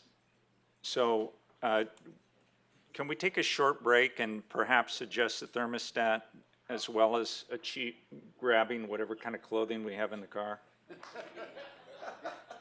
So it's currently 13 minutes till. Can we come back here at 9 o'clock sharp? Thank you.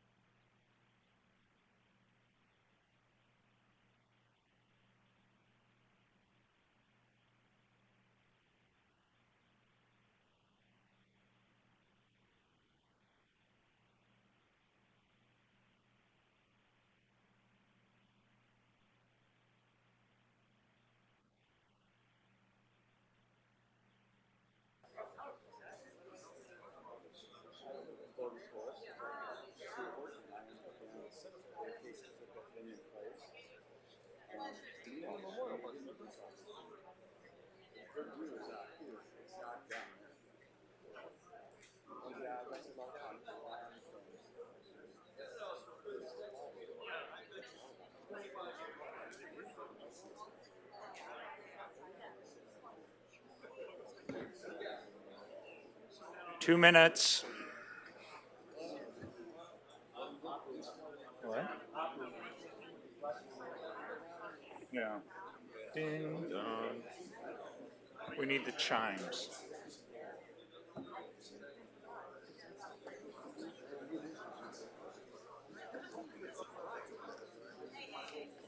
All right.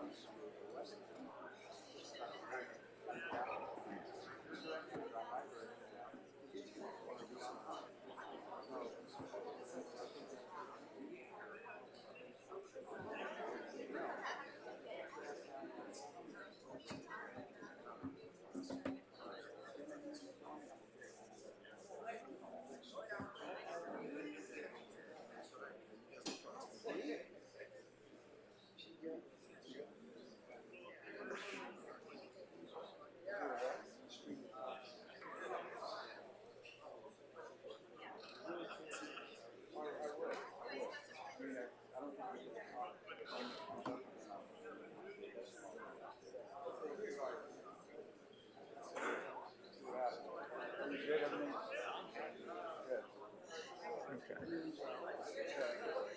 My clock is defective. It's not going forward. Okay, 1 minute.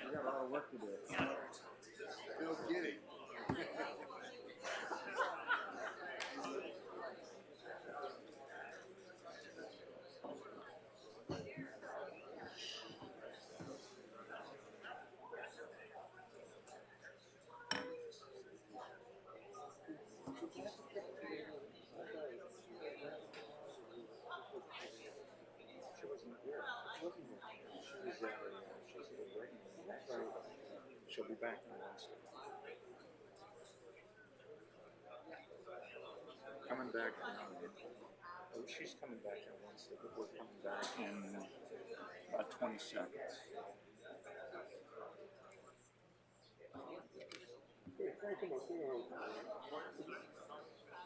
Everybody has a cell phone. Okay, we're coming back to order. Please find a seat. All right. Who would like to be the next person to speak?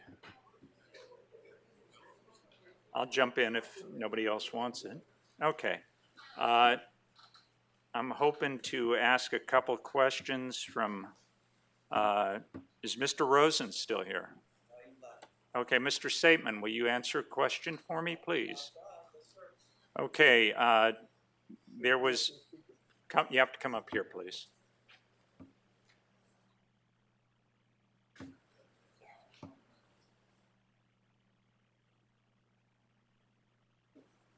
Yes, sir. In the package we received was a letter from you and your attorney, or through your attorney, telling us about the changes that these plans require to the easement that is located entirely on your property. Okay. And can you elaborate on that, please? Well, right now the property enjoys certain pedestrian and vehicular easements, as well as for Mr. Hagan and as well as for the Georges. And their plans don't reflect any of our easements that go down to the beach that they currently enjoy.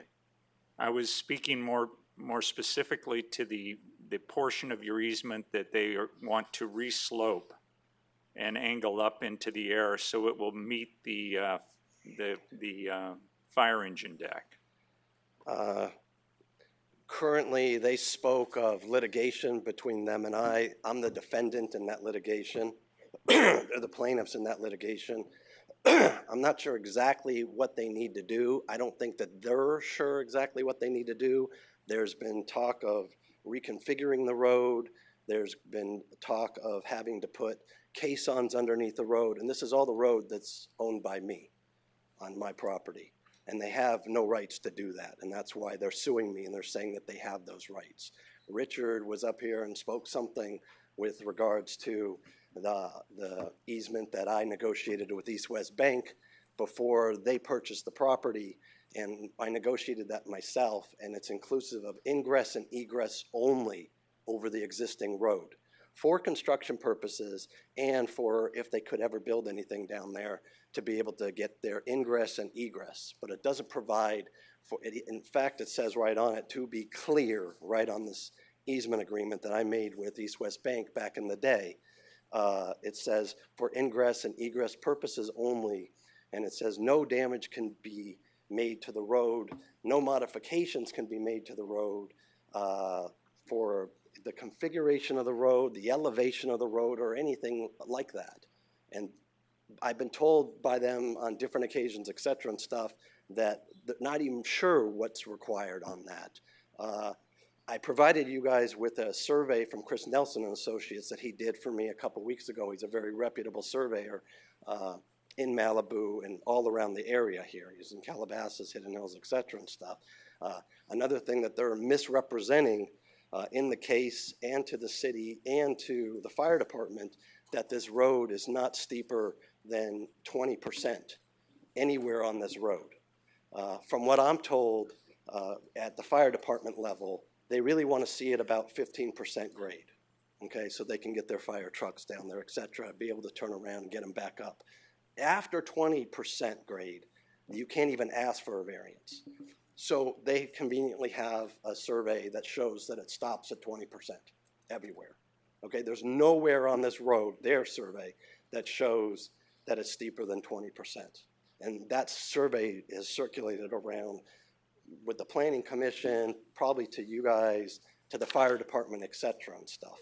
And anything that they say they have is conditional on the road not being any steeper than 20%.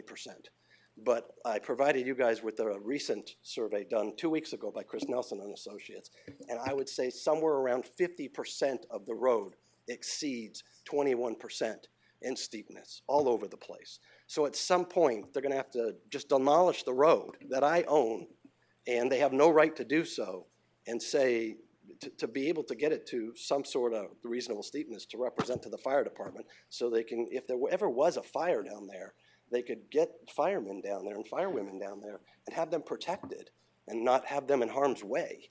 Right now, it's just not even possible with how steep it is. I think they even said themselves that the fire marshal came out there and with the fire truck and et cetera, and it's very, I walk it all the time. And some of these people have walked it all too. Mayor Grisanti, I believe your question was specific to an easement agreement. I think we're straying beyond that. Unless you had any further comments, no. I think he's answered the question. I'm done. Thank you. Thank you very much. All right. Anything else on me or no? No, you can be seated. Thank you for your time. And I'm guessing, is Mr. Rosen gone as well? I'm sorry, Mr. Henning. Is Mr. Henning gone?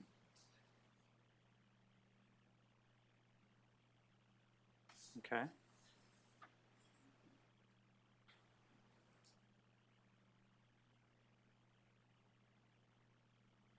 All right, being a little conservative, this is my first public hearing in a long time too, so Okay. I'm getting used to the idea. You talked about the law allowing us to make a smaller house, to require a smaller house. Is that correct? Or did I make a mistake in my notes? Yes. The law, the takings law requires for you to be liable for a taking, and I'm sure the city attorney will tell you this, you need to be found to have left the owner with no economically viable use of the property. That doesn't mean that you need to leave the owner with $10 million worth of value or $15 million worth of value. It means you don't need to leave them with $1 worth of value. Do you understand? So a much smaller house is completely consistent with takings jurisprudence. If you allow them a 900 square foot house, a 1,200 square foot house, a 1,400 square foot house, they can't sue you because you didn't allow them a 2,800 square foot house. They don't have a right under takings jurisprudence to have a maximum number of TDSF square feet just as an applicant might get you to approve. It's a much lower threshold. You can take away, frankly, you can deprive them of a lot of value before you have any risk of a taking. And you're nowhere near that with the kind of houses we're talking about, or the one that I gave in the example in my letter, which was 1,500 square foot houses.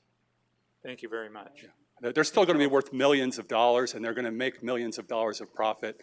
The applicant's going to have no argument that that kind of limitation constitutes a taking. If that was a taking, I'd quit my job as a land use lawyer and go into takings litigation, because there would be so many cases at every zoning body in this entire state and nation.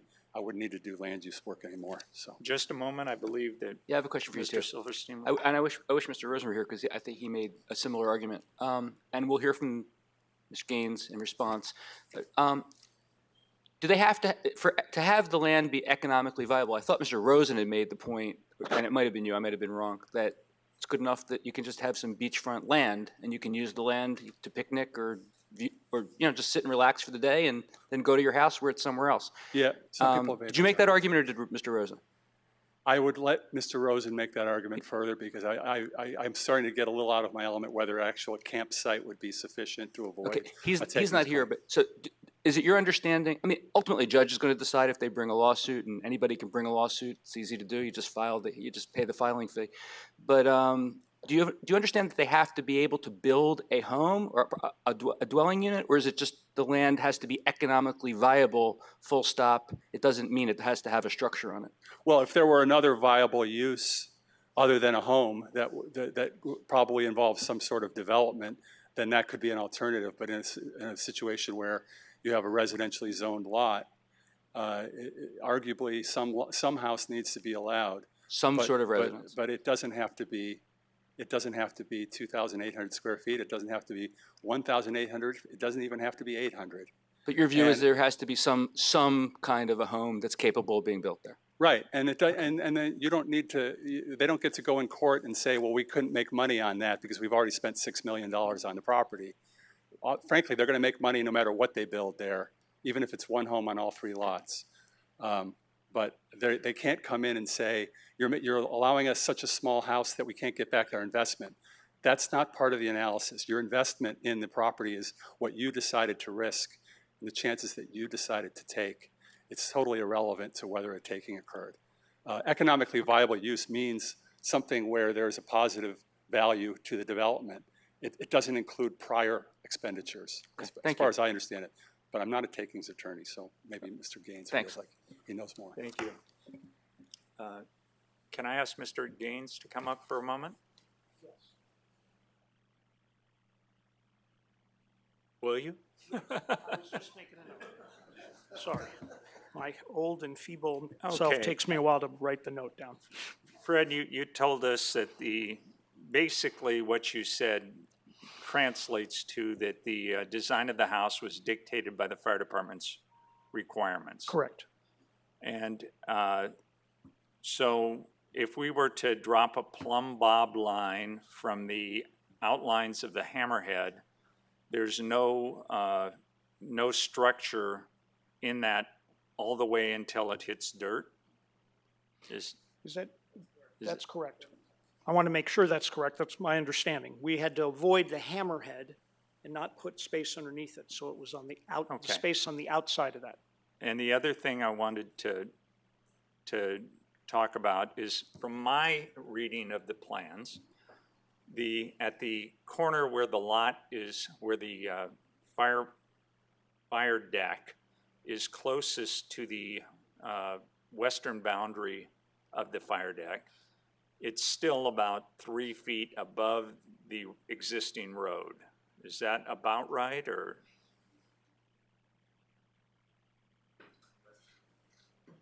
I'm going to turn to the people who can answer that question more technically.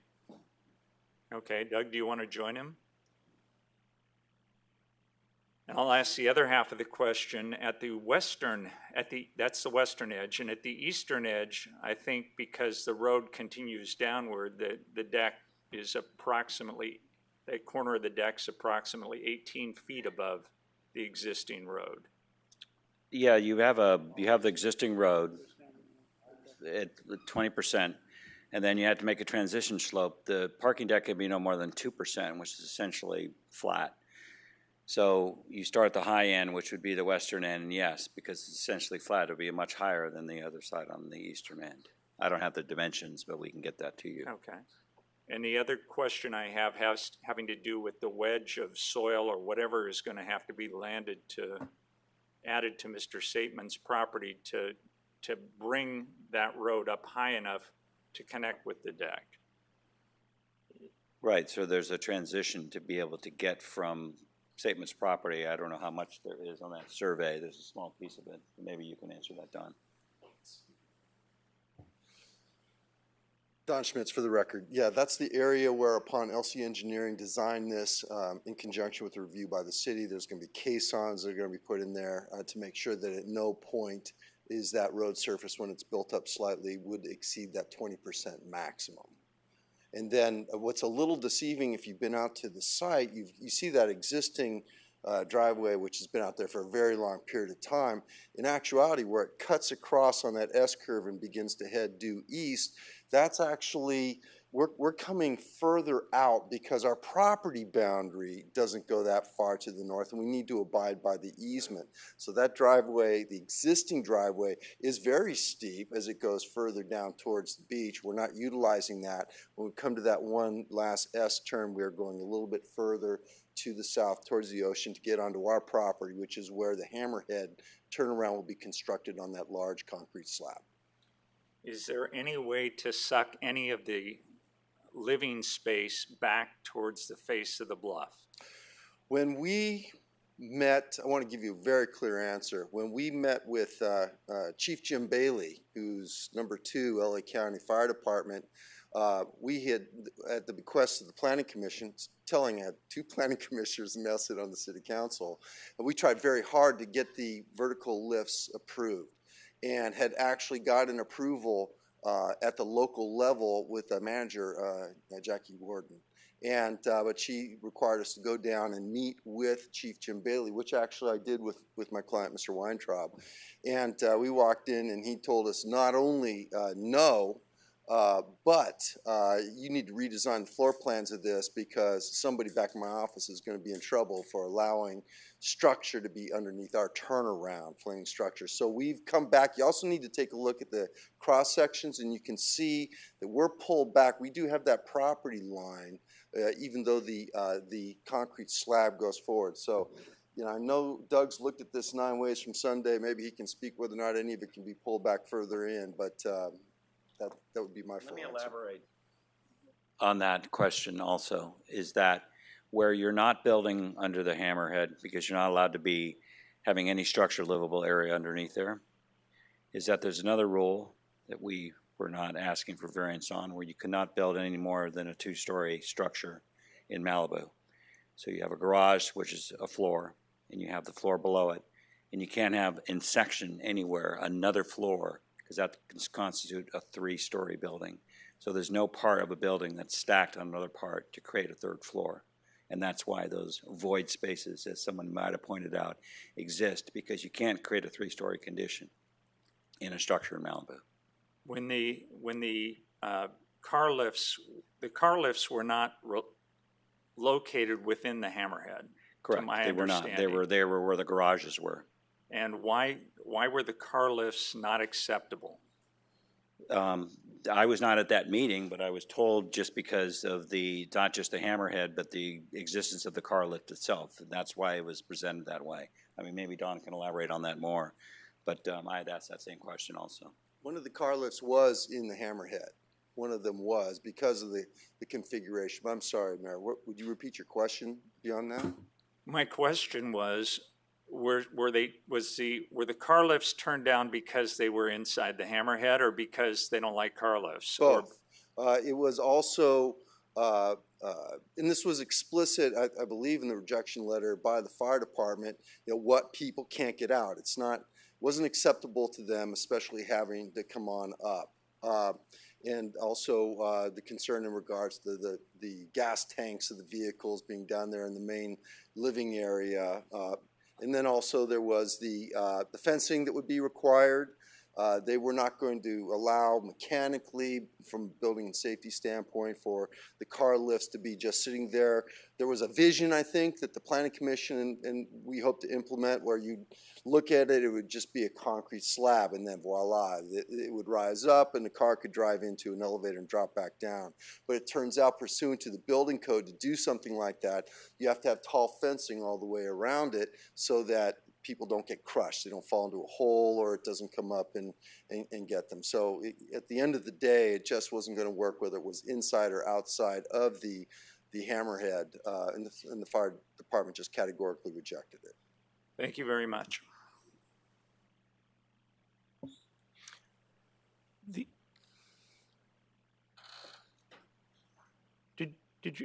Did I finish with the, your question? I'm done with my question. Okay, thank you. Thank you. Oh, can I? Why don't we let Karen ask her questions, and then I'll ask you. When I make my comments, I'll ask you. Very good. I do not have any questions. I meant make her comments.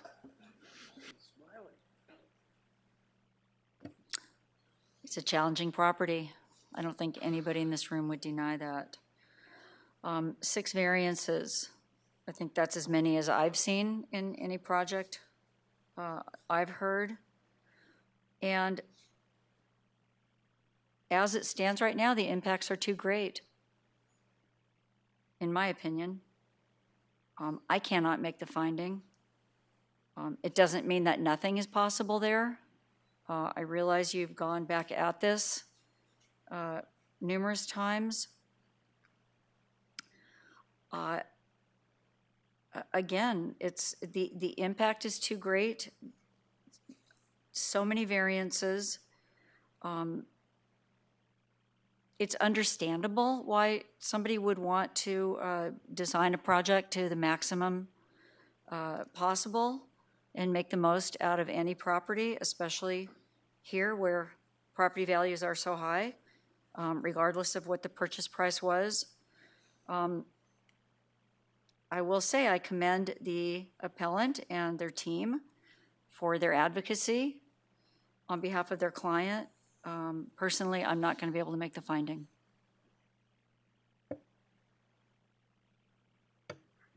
Okay, thank you, Karen. Couple things. This is a R-zone property, is that not correct, Richard? You are correct, yes. Okay, so Don taking me through beach houses doesn't make any sense. That's got nothing to do with that, right? Second thing was, there was a slide on that property, I think, after the existing slope analysis was done. Is that correct? Yes, the slope analysis that was submitted, these are 2014 applications. Sorry, there's been so many applications in 2014. So yes. Because there was some discussion, that's now a one-to-one slope versus whatever was in the original slope analysis. And I guess, you know, at least my bottom line is, and I guess somewhat consistent with what Mikey said, there's been a lot of work on this piece of property. And, you know, the discussion you guys have come up with, and it's in the staff report or in some of your comments, is that staff won't tell you exactly what you have to do to get your house approved. I think staff has told you they want to see a house with less mass on it. I believe that was sort of is that not correct, Richard? Yes, we asked about and I should say also the Planning Commission. The Planning Commission said they would like to see a smaller home. So to me, I interpret that to mean less square footage. And we've asked that question, and also another item we asked for to address one of the concerns about the visual from the beach was how about eliminating the pool deck and removing that whole lower area, because when you look at properties within 500 feet, there's probably about 20-some properties, and only a handful of them actually have swimming pools. The properties they mentioned, the Blue Whale, those smaller ones, you'll find none of those lots have pools that I could tell, and they're also actually a bit larger than this. Right. So, you know, I think staff has sort of suggested what they want you guys to do. For some reason, it has never really clicked, I guess. But this is, you've maxed out the TDSF on this thing. It's going to have an impact of the visuals from the houses behind it. It's going to have an impact on the visuals from the beach. And bottom line is I'm going to go with staff recommendation. So thank you. All right, so first of all, Fred, go ahead. What's your strongest precedent for the proposition that there has to be the ability to build a house on this property for it to be economically viable? The answer is yes. The economic viability, the cases are clear.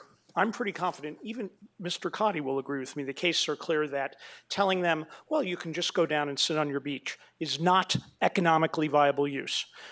There are cases that have talked about that. The government has tried that before, saying, oh, you can go sit on your property and it's lovely.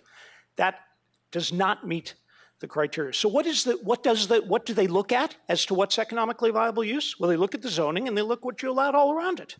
So this is pretty clear. Single family home. And then the question is of what size.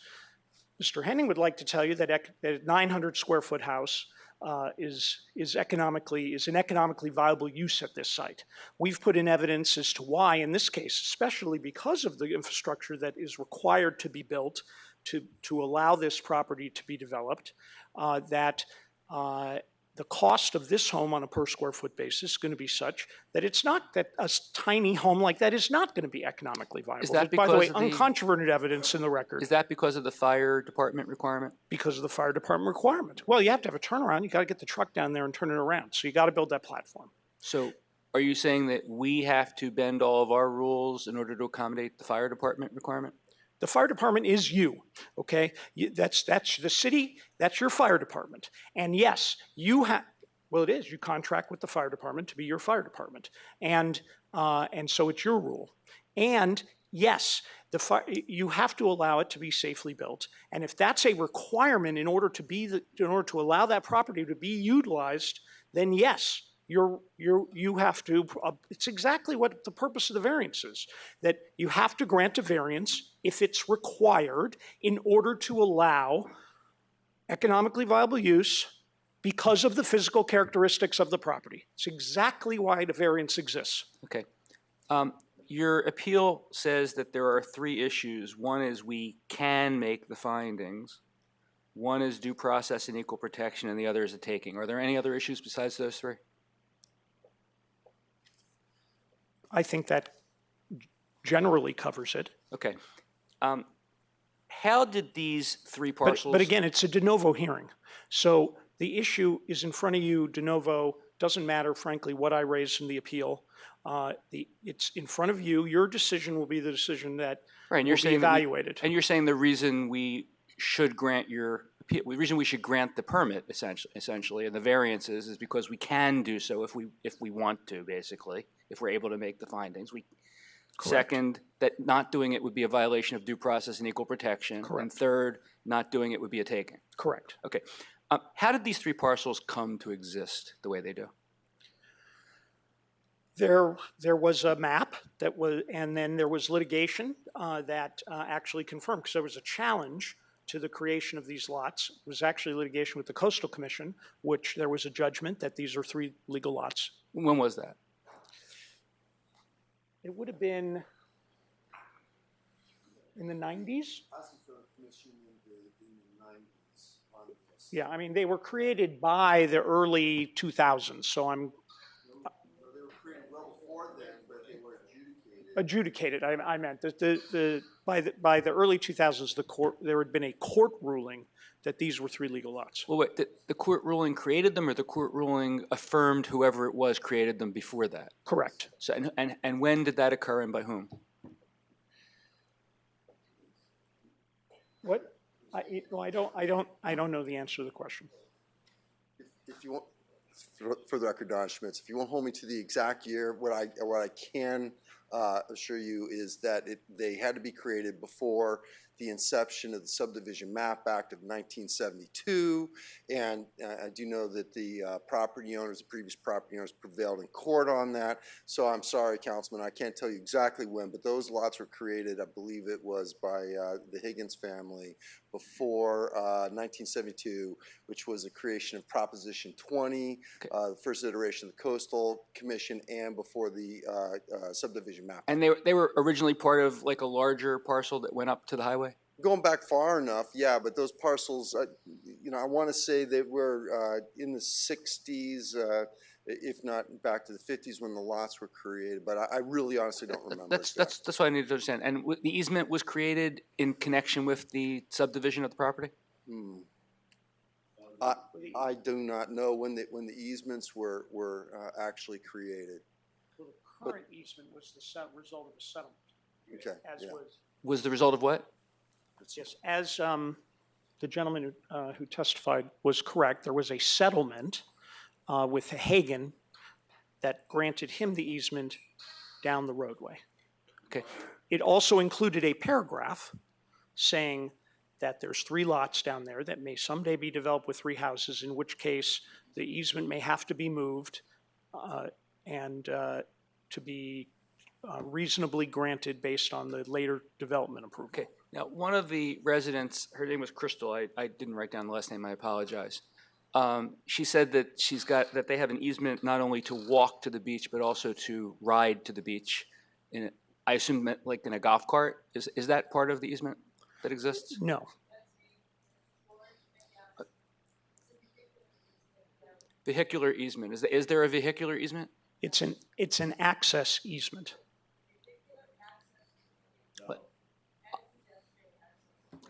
Because that would be an issue for me. Is I don't understand if they do have an easement to ride to the beach, how they could possibly do that if there's not the ability to do that. All of the easements specifically state that there are 3 developable lots. Okay, let's let Mr. Gaines speak. And that they'll be adjusted accordingly if and when there's an approval of development of the site. The project includes continuing to allow access for all who have access rights down to the beach. By foot? By foot. And only by foot? From the point where the road will end, yes. Okay, and there also is a dispute about whether you have the right to alter the driveway, correct? Mr. Sateman's claim is that despite the applicant having an easement that allows for access to the lots that will be developed, his claim is that if the road needs to be smoothed out in order to do that, you can't do that, that he's gotcha. And so that's the private litigation that's been going on between the two. Correct? What? Is that in court? Yes, it is. Okay. So, and we don't know what the answer is going to be. In fact, they've been waiting. That case has been stayed waiting for the outcome of this development application. The court said, well, let's see what is approved and what's allowed and what they are required to do in order to have some development on their site. And then the court can determine whether that's within reason to allow for the easement. So it's stayed. And the litigation will be moot, I guess, if we deny the application? It may or may not be. I'm not handling that litigation. I imagine there'd still be a dispute going forward as to whether or not. Okay, thank you. You can do that. Thanks. So I can count, as Paul says, from time to time, and I see where this is headed. But we also have been told that we're going to be in litigation. So I'm not sure I believe that's going to happen. But since we may be, I think we need to create a record. You can sit down. Thank you. I think that the applicants bought a lawsuit. They didn't buy property to develop what they're currently proposing. They actually bought a lawsuit. They just want to see what they can get, and they clearly can do something less than what they're currently proposing. I look at the front row here, and I see Mr. Burge, Mr. Schmitz, Mr. Gaines, and Norm, Mr. Haney, and it's the dream team of developers in Malibu. But for Malibu residents and for the vision statement and mission statement, I have to say it's a nightmare, not a dream team. And I went to a please. I went to a political event about a month or so ago at Mr. Gaines' home to meet Jackie Irwin, and also candidate for Board of Supervisors was there, and otherwise it was all representatives and school board and people who make decisions for the communities, and Mr. Gaines and Mr. Schmitz and Mr. Haney. And that's really scary I think the residents need to understand that, because that's really scary. That's how the laws get made, by developers having relationships with the politicians. This was a 4-1 vote by the Planning Commission, by members of the Planning Commission who typically look to approve. This is a recommendation by a staff that I have said from time to time bends over backwards, goes through gymnastics to find ways to approve, and neither of them could do it. The first thing that's been argued to us is findings for the project can be made. The project can be approved. That's a pretty weak argument. Legal standard isn't whether we can make findings, it's whether, based on the evidence that we look at, those are the findings that we make. It's almost never the case that I can't make a finding. I can make findings in either direction. That's what hearings are all about. You know, in a typical personal injury suit where somebody runs a light or allegedly runs a light, you can have one witness that says the light was red. You can have 10 witnesses that say the light was green. The jury can find either way because there's evidence in both directions. So of course you can find. I'm not sure here I can find that the project should be approved. But just because I can doesn't mean that that's what I'm going to find based on a review of all the evidence and weighing it, the preponderance of the evidence. So I find that's an incredibly weak argument. And when a lawyer tells me I can find in their favor, they're telling me that I probably wouldn't, because that's the best they can do. That's pretty weak. Due process and equal protection, as I think was said, I mean, we're not talking now about whether the Planning Commission provided due process. I think they did, but it doesn't matter because this is de novo. And this is a fair hearing. You've presented your evidence. We've all considered the evidence. We've heard from the residents. And we're going to make a finding based on the evidence. Equal protection, I'm insulted by the equal protection argument. In fact, I hope there is a lawsuit, and I hope that that equal protection argument is asserted, because I think there'll be a Rule 11 violation or whatever the state law equivalent of that is. It's an insulting argument, and it's a wrong argument, and it is an example of bully tactics, which ought not to be countenanced. The third argument, that it's a taking, and I think that's really where the arguments are being made. I just don't buy it. As others have said, this was a challenge from the get-go, and it's going to be a challenge. It still remains a challenge. There's something that can be done here. It's not our job to tell you what you can do or can't. It's only our job to tell you if you can't do it, or yes, what you proposed, you can do. What you proposed, in my view, you can't do. That doesn't mean there's nothing you can do. Go back to the drawing board and stop proposing things that are preposterous. This is why we have the problems we have in Malibu, because people keep proposing preposterous projects. And the planning department has to bend over backwards to try to find a way to approve them. And occasionally they actually say, no, this one's too preposterous, but they waste a lot of our time. And then the Planning Commission's time gets wasted, and then our time gets wasted. And if we start putting our foot down and saying, no, you're not going to get a preposterous project approved, we'll get less preposterous projects. Maybe we'll get another one next time and another one after that. But when they keep getting denied, we'll finally start seeing reasonable projects proposed. And approving this would be a horrible precedent. I was going to comment that the resolutions had a CEQA finding. I don't quite understand if we were going to deny a project, why we would make a CEQA finding, and I've been meaning to ask about that in the past, but I've been told by John Cotty that if there's a denial, there won't be a CEQA finding. I think that's good. And lastly, I will say I had taken a look at the proposed findings. I don't agree with the proposed findings in the draft resolution. I think they're far too moderate and favorable to the project applicant, and I think that the resolutions need a lot of work to demonstrate all of the reasons why this is being denied, so that when the appellant goes into court like they say they're going to do, go ahead, then we'll have the proper record and the proper resolutions, and we'll see what the judge says. So I'm going to vote to deny. Is that a motion? Sure. I have a motion to deny. But not a motion to adopt the resolutions that are proposed. Just a motion to deny the application subject to further resolutions. I'll second that. Second. Motion's been made and seconded for purpose of discussion. I'd like to ask Mr. Cotty to weigh in and explain to the rest of us the significance of what Bruce has just said versus adopting the proposed resolution. I think Councilmember Silverstein is directing us to review the evidence that we've heard tonight in addition to the evidence of the record and bring back a further resolution on your next agenda that more clearly outlines the reasons for denial than what is set forth in the resolution before you tonight. Did I understand your motion correctly, Councilmember Silverstein? Yes, that's correct.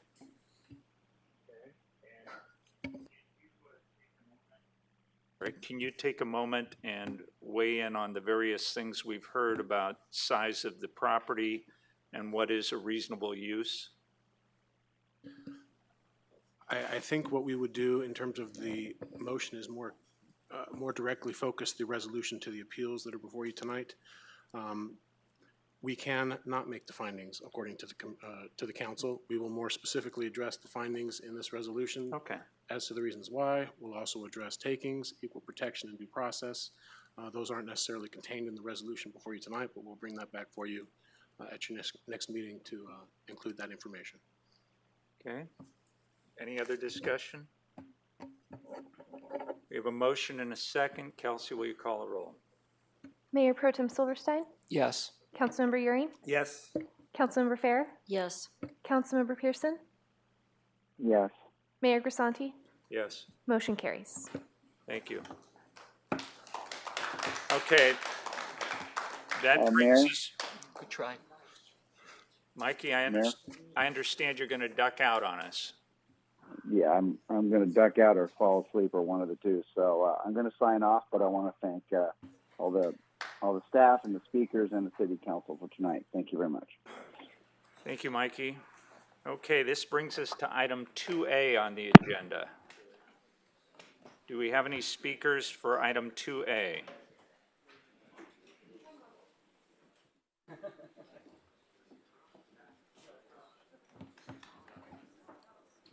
Okay, I've got Howard Rudsky, followed by Pamela Connolly-Ulick, who I know is left, followed by Jefferson Wagner.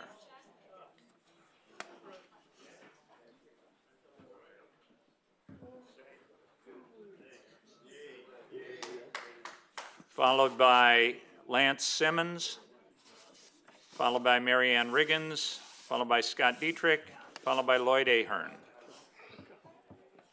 Okay, Howard, you have the floor. So I wanted to say some nice things.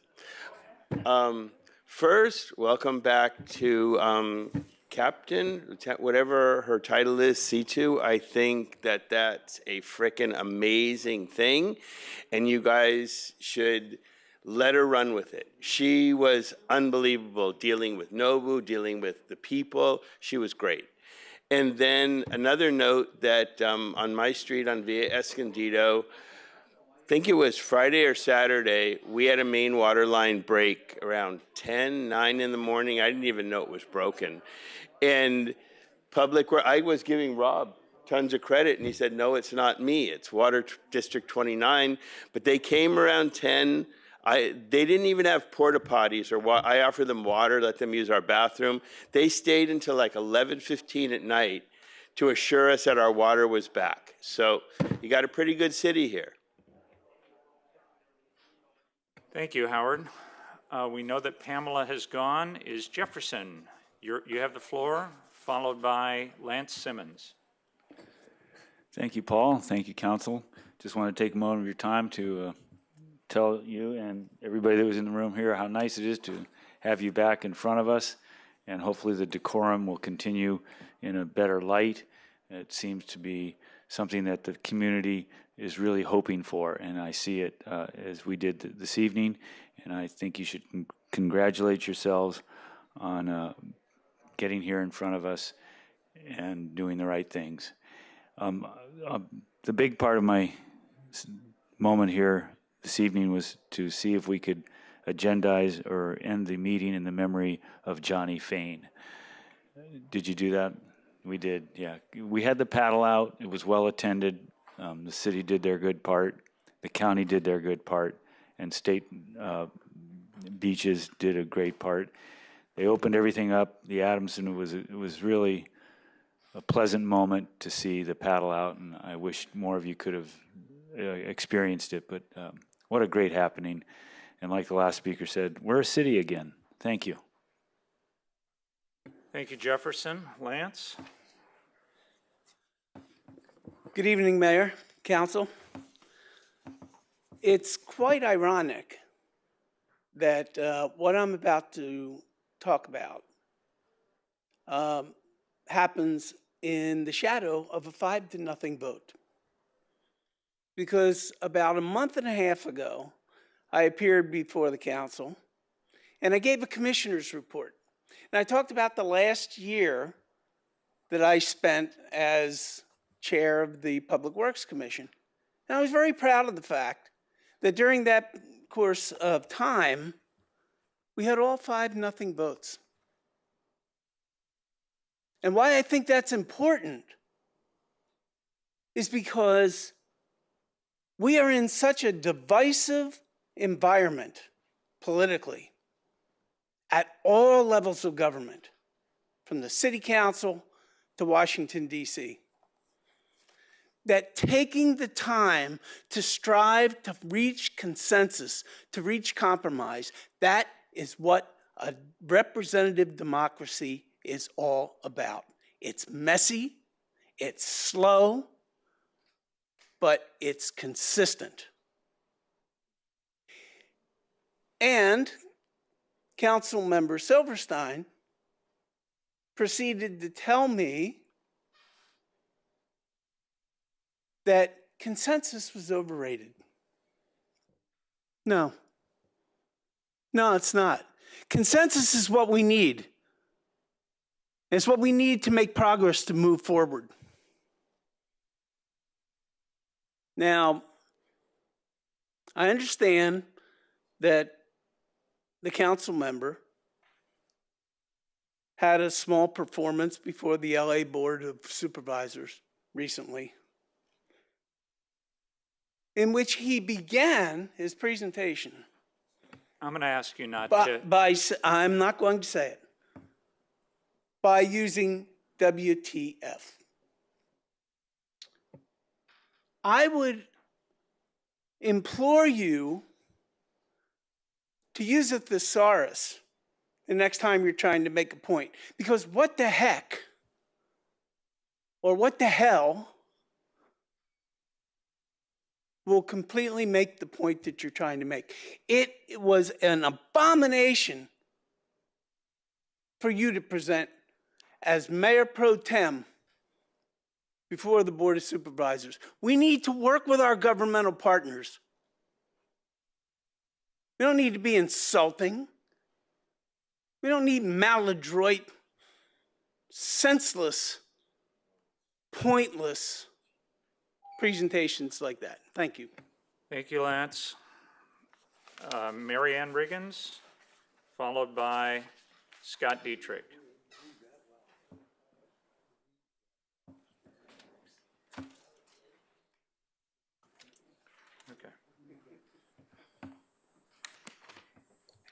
Hello, everyone.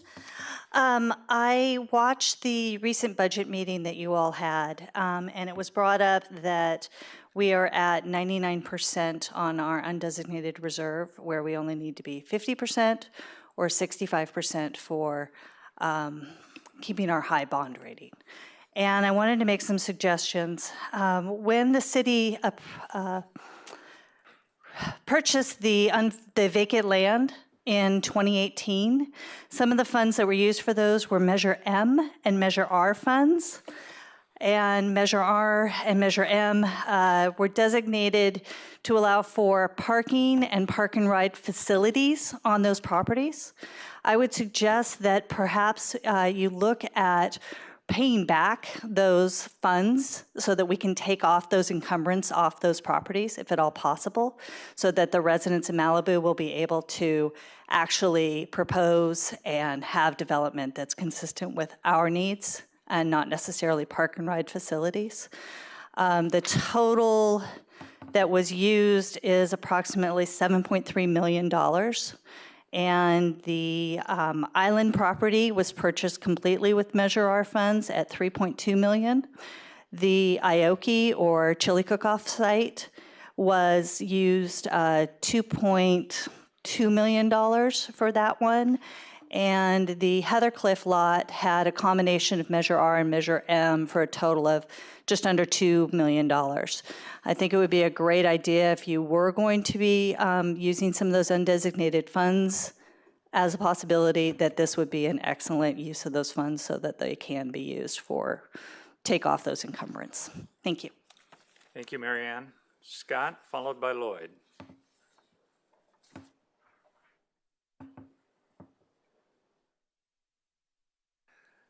Thank you. I wanted to do this when Mikey was here, but I think we saw a lot of the pressure that's on our city from the outside, because people can make a heck of a lot of money in this city doing crazy development that should never happen. But it's not just money. Everybody wants a piece of Malibu, and we know it. Whether it's Santa Monica Mountain Conservancy trying to edge in and take property, open it to the public, on and on. And the reason I bring this up is you who devote all this time, and I know it's a heck of a lot of time, and you're to be congratulated for it. You have to mount a unified defense against all these forces that are attacking us. And that means you have to work together, and yes, as Lance said, the 5-0 vote was a great representation of what we need. But it's not consensus. We disagree with the supervisors. They're nuts. Their policies aren't working. Look at the homeless thing, for example. Allowing people to camp in Esches in a high fire danger, that's crazy. But we have to stop the personal attacks. Every so often, and I'm not going to mention names, but 3 of them are here, some people will come out and they're going to attack Bruce. They've decided Bruce is, we get to attack Bruce again tonight. That does not help us. Disagree with policies that any one of you put forward, that's great. But you've got to find a way to get over that. Reva's gone. Put that behind you. And I know that's tough because some of you had personal friendships with Reva. I didn't. And she really hurt our neighborhood. But somehow, now that we're back in person, maybe we won't get the crazy attacks that we did over the internet. Let's take this opportunity to move forward, work together. Sure, disagree. That's fine. We all have our own viewpoints. I don't even agree with myself half the time. But please, can we put these personal attacks? None of you deserve personal attacks. Thank you. Thank you, Scott. Lloyd. Good evening, City Council. My name's Lloyd Ahern, and I come in peace. Thank you, Scott. At the intermission, I put this on your desk, and it's a Smart Coast conference that's going to happen at the end of May 19th and 20th. It's going to be in Long Beach, and it's going to be a panel of city people that are dealing with the Coastal Commission and the Attorney General's office, and they're going to have panels, and they're going to discuss, and it's going to be this thing's very interesting to me. And Malibu Times is here tonight, and she is going to write a report on it, and we're going to get it out. I want to get as many people as possible, but somehow Richard escaped me. But I was going to ask Richard that if we could send our coastal engineer from Malibu to this being authorized by you guys, that to one of the days that we decide is the best time. So I think Paul knows a little bit about this. If he could kind of lead the parade as far as explaining to the rest of you folks, we could get this done, and I think it will help us along, because I'll tell you, Coastal Commission has a sea rise level that's ridiculously high. NOAA and FEMA have one that's, I don't know if it's right or wrong, and then somebody else has different. So what I would love is that there's going to be private and public people sitting on a panel talking, and they're going to have to come to a consensus, and it's going to be very interesting, and we should have a representative from Malibu there. Thank you. Thank you very much, Lloyd. Now we are at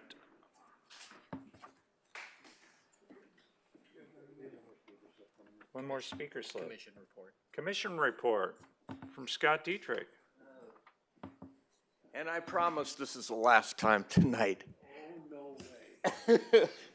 Oh, no way. We have a tower over by the library. And the only thing I'm going to say, besides it's really ugly, is, and this never came in front of Public Works.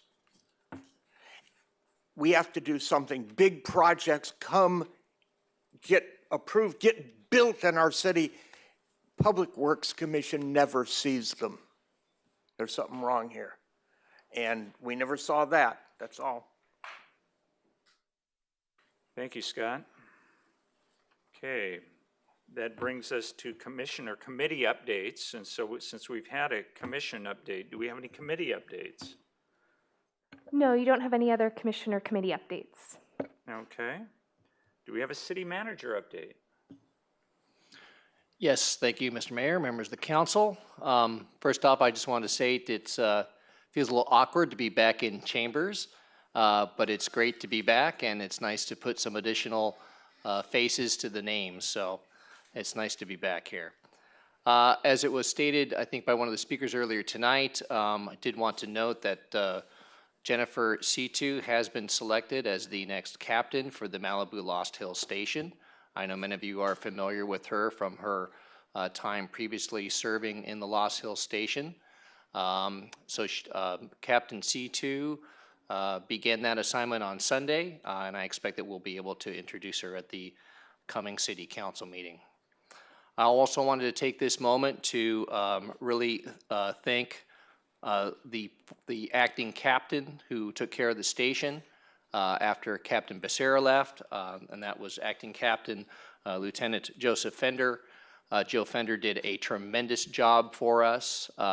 He did a great job, not only just keeping the station going during that time, but I think he really made some great strides in being responsive to some of the things that we were asking for the police department to do for the city of Malibu, and particularly with the safety along the highway, dealing with some of the car racing and the issues that we're having. So I just want to let everybody know that we greatly appreciated the work of Joseph Fender when he was here, and we will miss him and we will wish him well on his next assignment. Also wanted to give a brief report regarding COVID. As we are all aware, it is still with us. Case numbers are increasing mildly, as I think many of you have heard.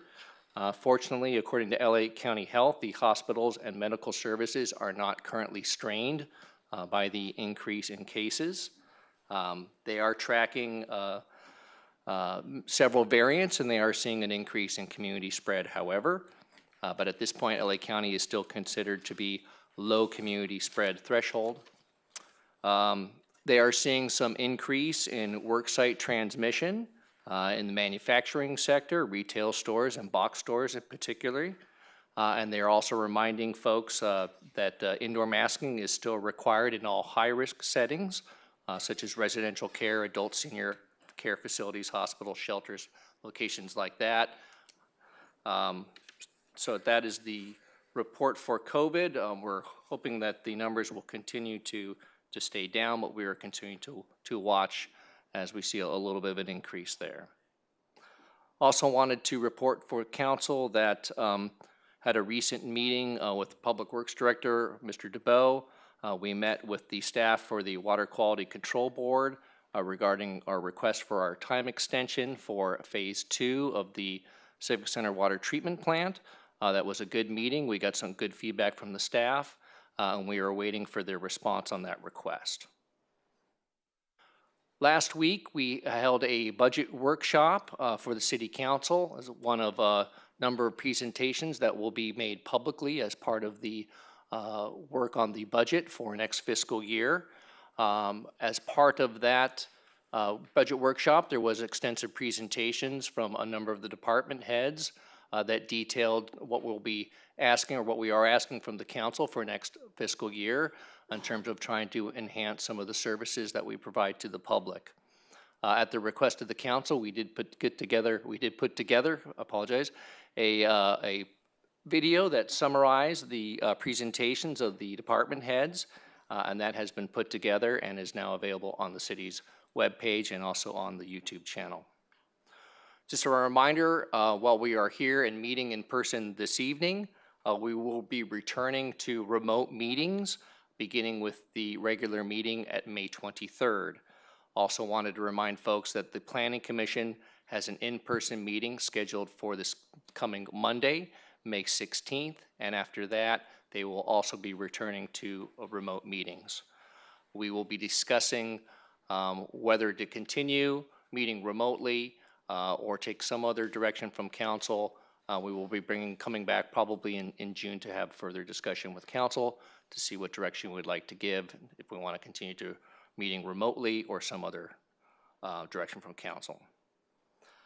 Also wanted to note that we do not have a report tonight from our Lieutenant Waters. He had to leave a little bit early, but he did want me to pass along that there were no significant issues or concerns to report. It's been pretty quiet the past couple of weeks, so we're happy for that.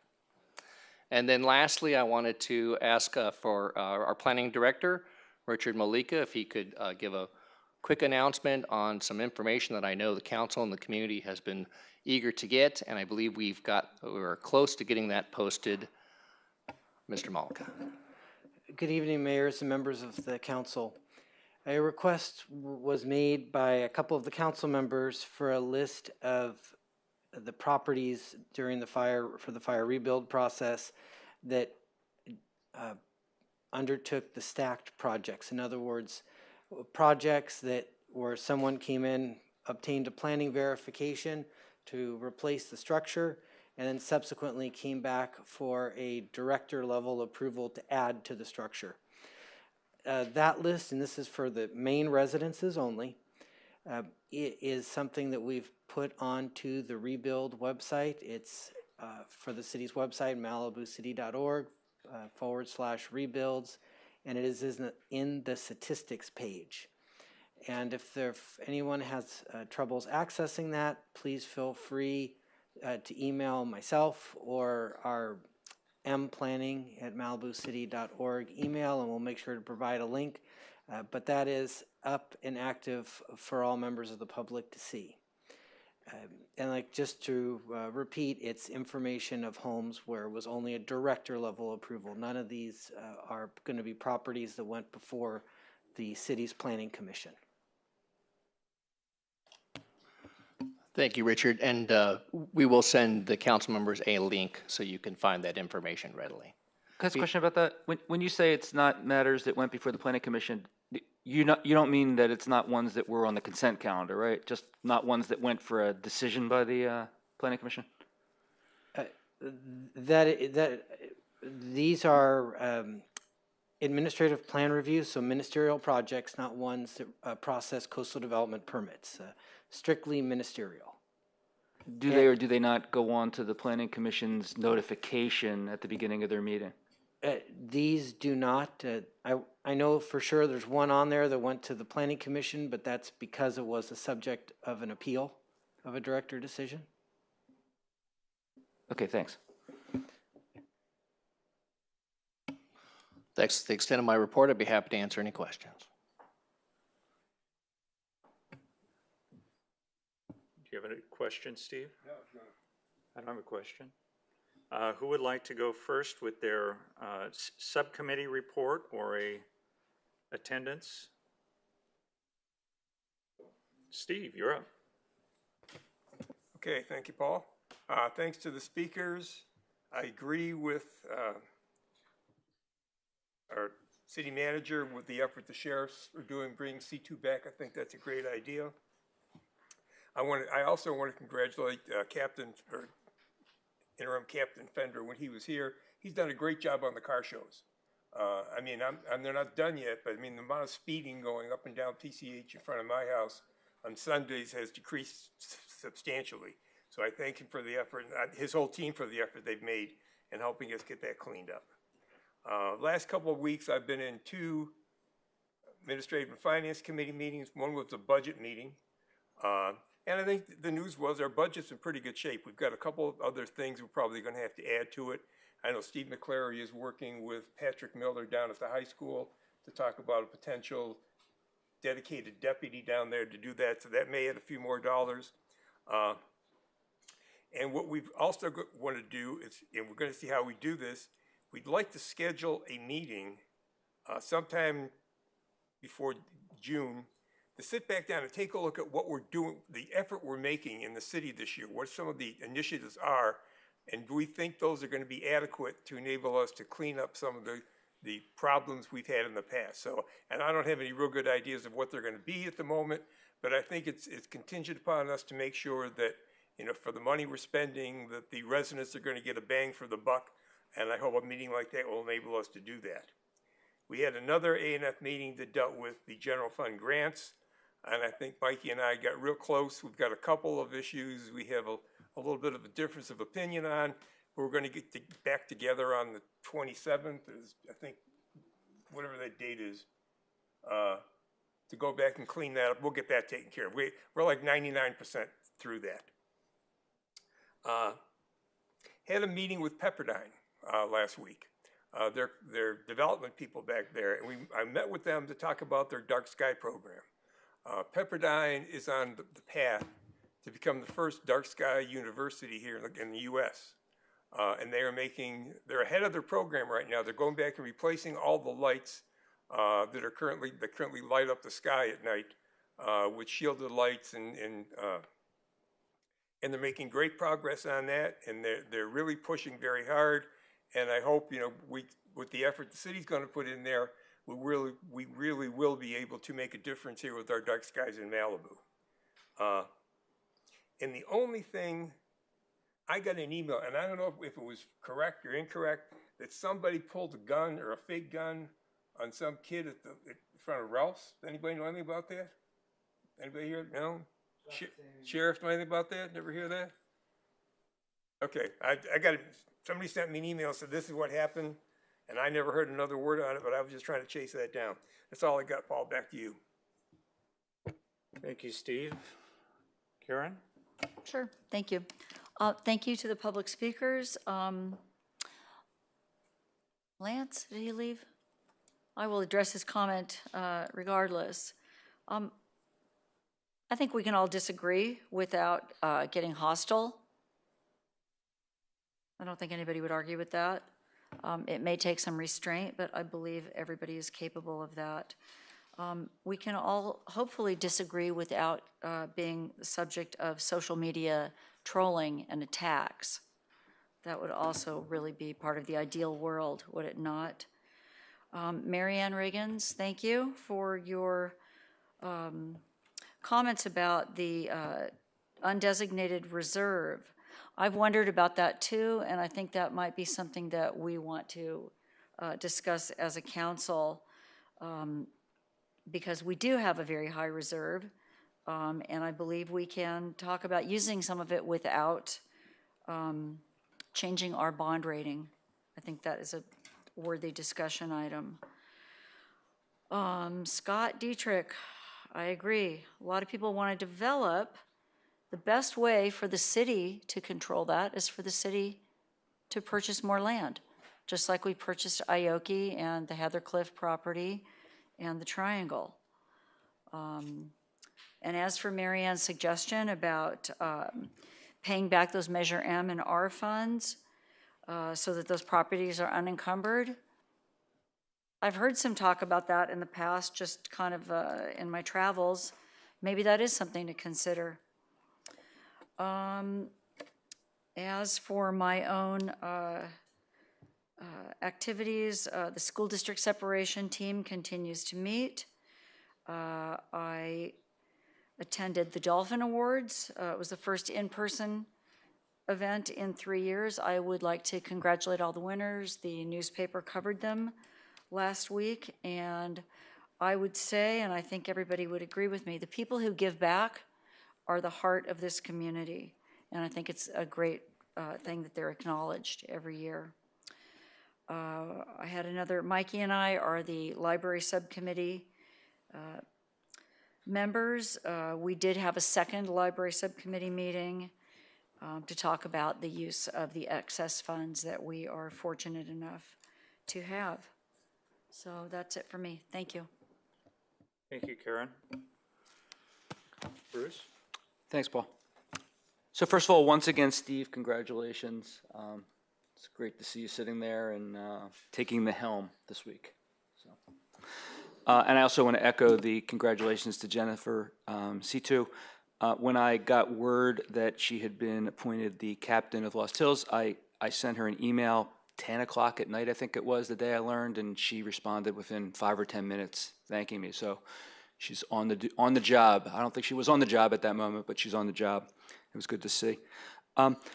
Earlier tonight, one of the objectors to the appeal asked if he could cede his time so that we could read into the record some public comments. That's something I've talked about in the past. I mean, we get a lot of public comments that are in writing, more so than the ones that of people that show up at the meetings and speak. And I really would like to see a way to make them more available. Maybe post them on the city's website, because we have the record on the Zoom channel of everything that everyone says, but we don't have the record unless somebody makes a records demand of the written comments, and I think those are an important part of the record as well.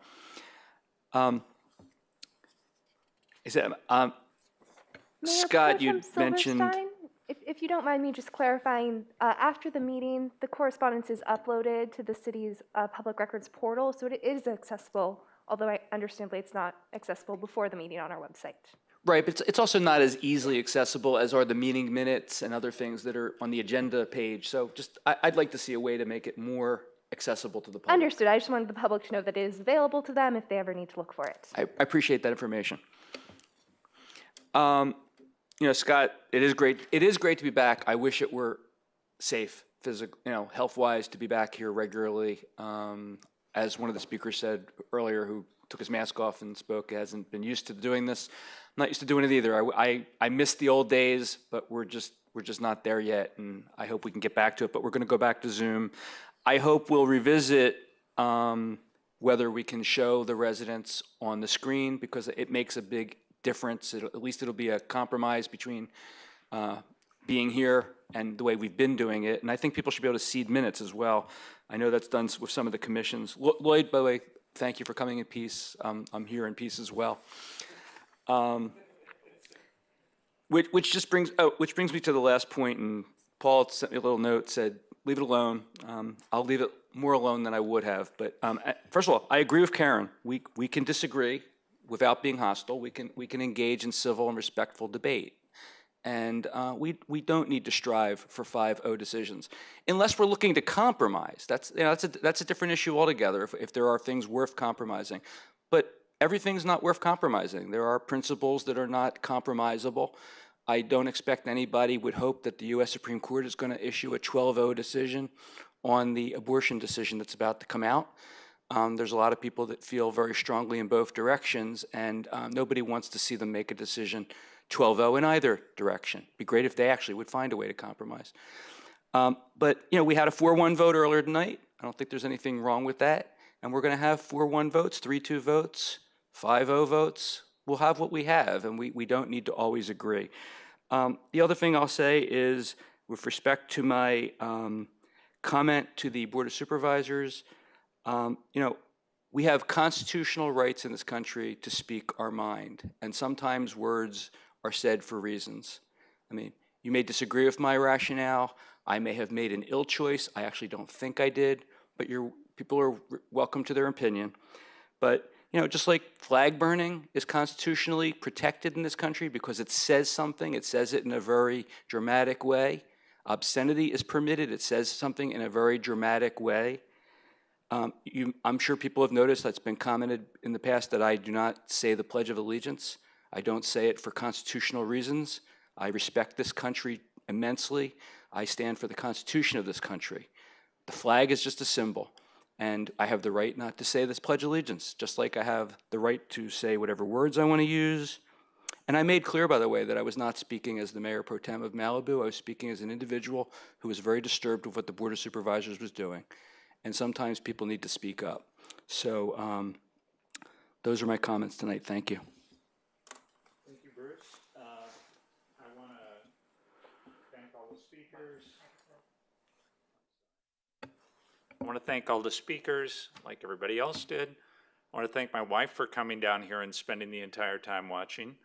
I want to thank the Sheriff's Department for conducting interviews with all of the management of the COG and coming to a decision, a good decision to hire Jennifer C2.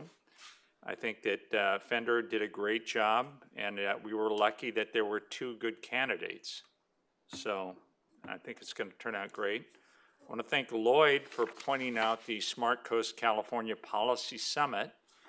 I'm one of the sponsors of this, and I think that it's a tremendous thing for the city of Malibu, or for the people of California, to band together to respond to the Coastal Commission in a unified fashion.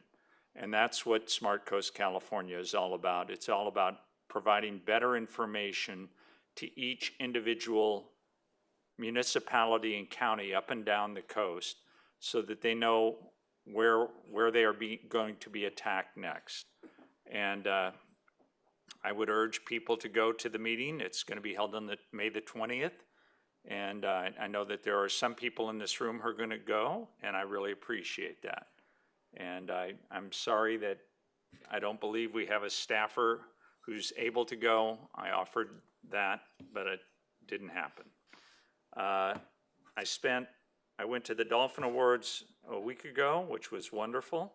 It's always great to go and see what has happened over the years. Since 30 years ago, the Yorks decided to make an organization and set it up to recognize people who've contributed to making Malibu a better place. And I think making Malibu a better place is what we're all in favor of, and I think that that's something that we should all aspire to do. This last weekend, or this last Wednesday, Thursday, and Friday, I was at the Southern California Association of Governments meeting in Palm Desert, and the first thing I learned on the way there is that big rig traffic has made the road impossible. It was impossible going there, it was impossible going back. I really don't think there's a good time to drive to Palm Springs anymore. But I enjoyed the meeting. I thought the meeting was very educational, and I brought back some material which I'll be sharing with members of staff. And that's pretty much it for me. And I think that takes us to the consent calendar. Paul, could I just make one comment that I neglected to make? Sure. Thank you. The last thing, I had made a note of it and I forgot. Mary Ann, well before I ever decided to run for council, I had been advocating that we use funds to pay off the Measure R advances for those properties, because I think it's abominable that we are going to use them for parking. So I appreciate your speaking up and saying that, and I hope we'll agendize some discussion about that at some point in time. Okay, we're going to go to consent calendar. Have any items been pulled from the consent calendar? No items have been pulled by the public. No items were pulled by the public. Does anyone at the council dais wish to pull anything from the consent calendar? I see no removals. Can Move we, to approve the consent calendar. Second. we have a motion and a second to approve the consent calendar. Kelsey, will you take the roll? Mayor Pro Tem Silverstein? Yes. Councilmember Fair? Yes. Councilmember Euring? Yes. Mayor Grisanti? Yes. Motion carries. Okay, that takes us to item 6A, and I believe we have made a decision. That's, 6A has been tabled. Mayor Grisanti, I table. believe you've tabled that, yes. To a time certain? No. To a subsequent meeting, I think we To a might have an subsequent absence. meeting. Sarah, do we need to make a vote on that? No, you do not. Okay. All right. And that brings us to item 7A, the Harry Borofsky Memorial Youth Commission appointments.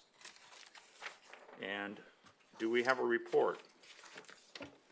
Yes, good evening, Mayor Grisanti and members of City Council. The item before you this evening is the annual appointment of members to the Harry Borofsky Memorial Youth Commission.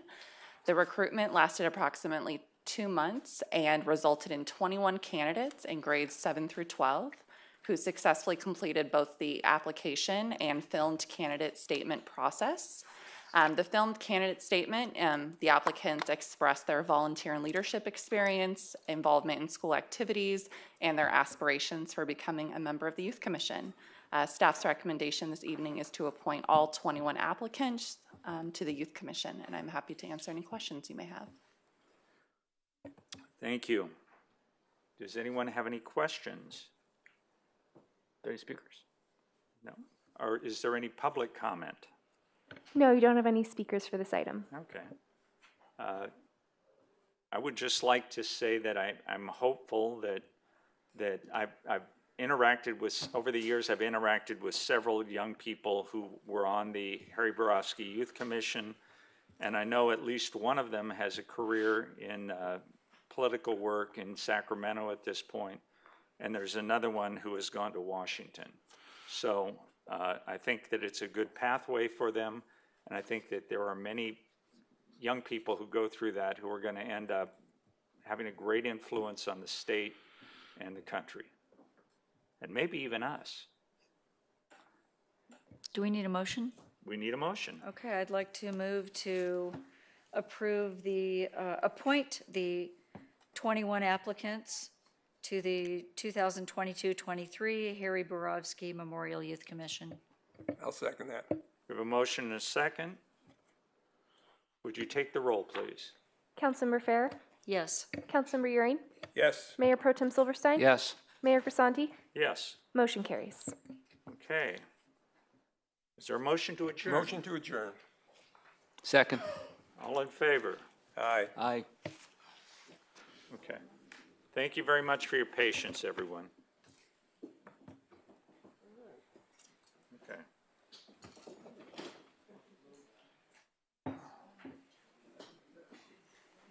We'll give something to Norm.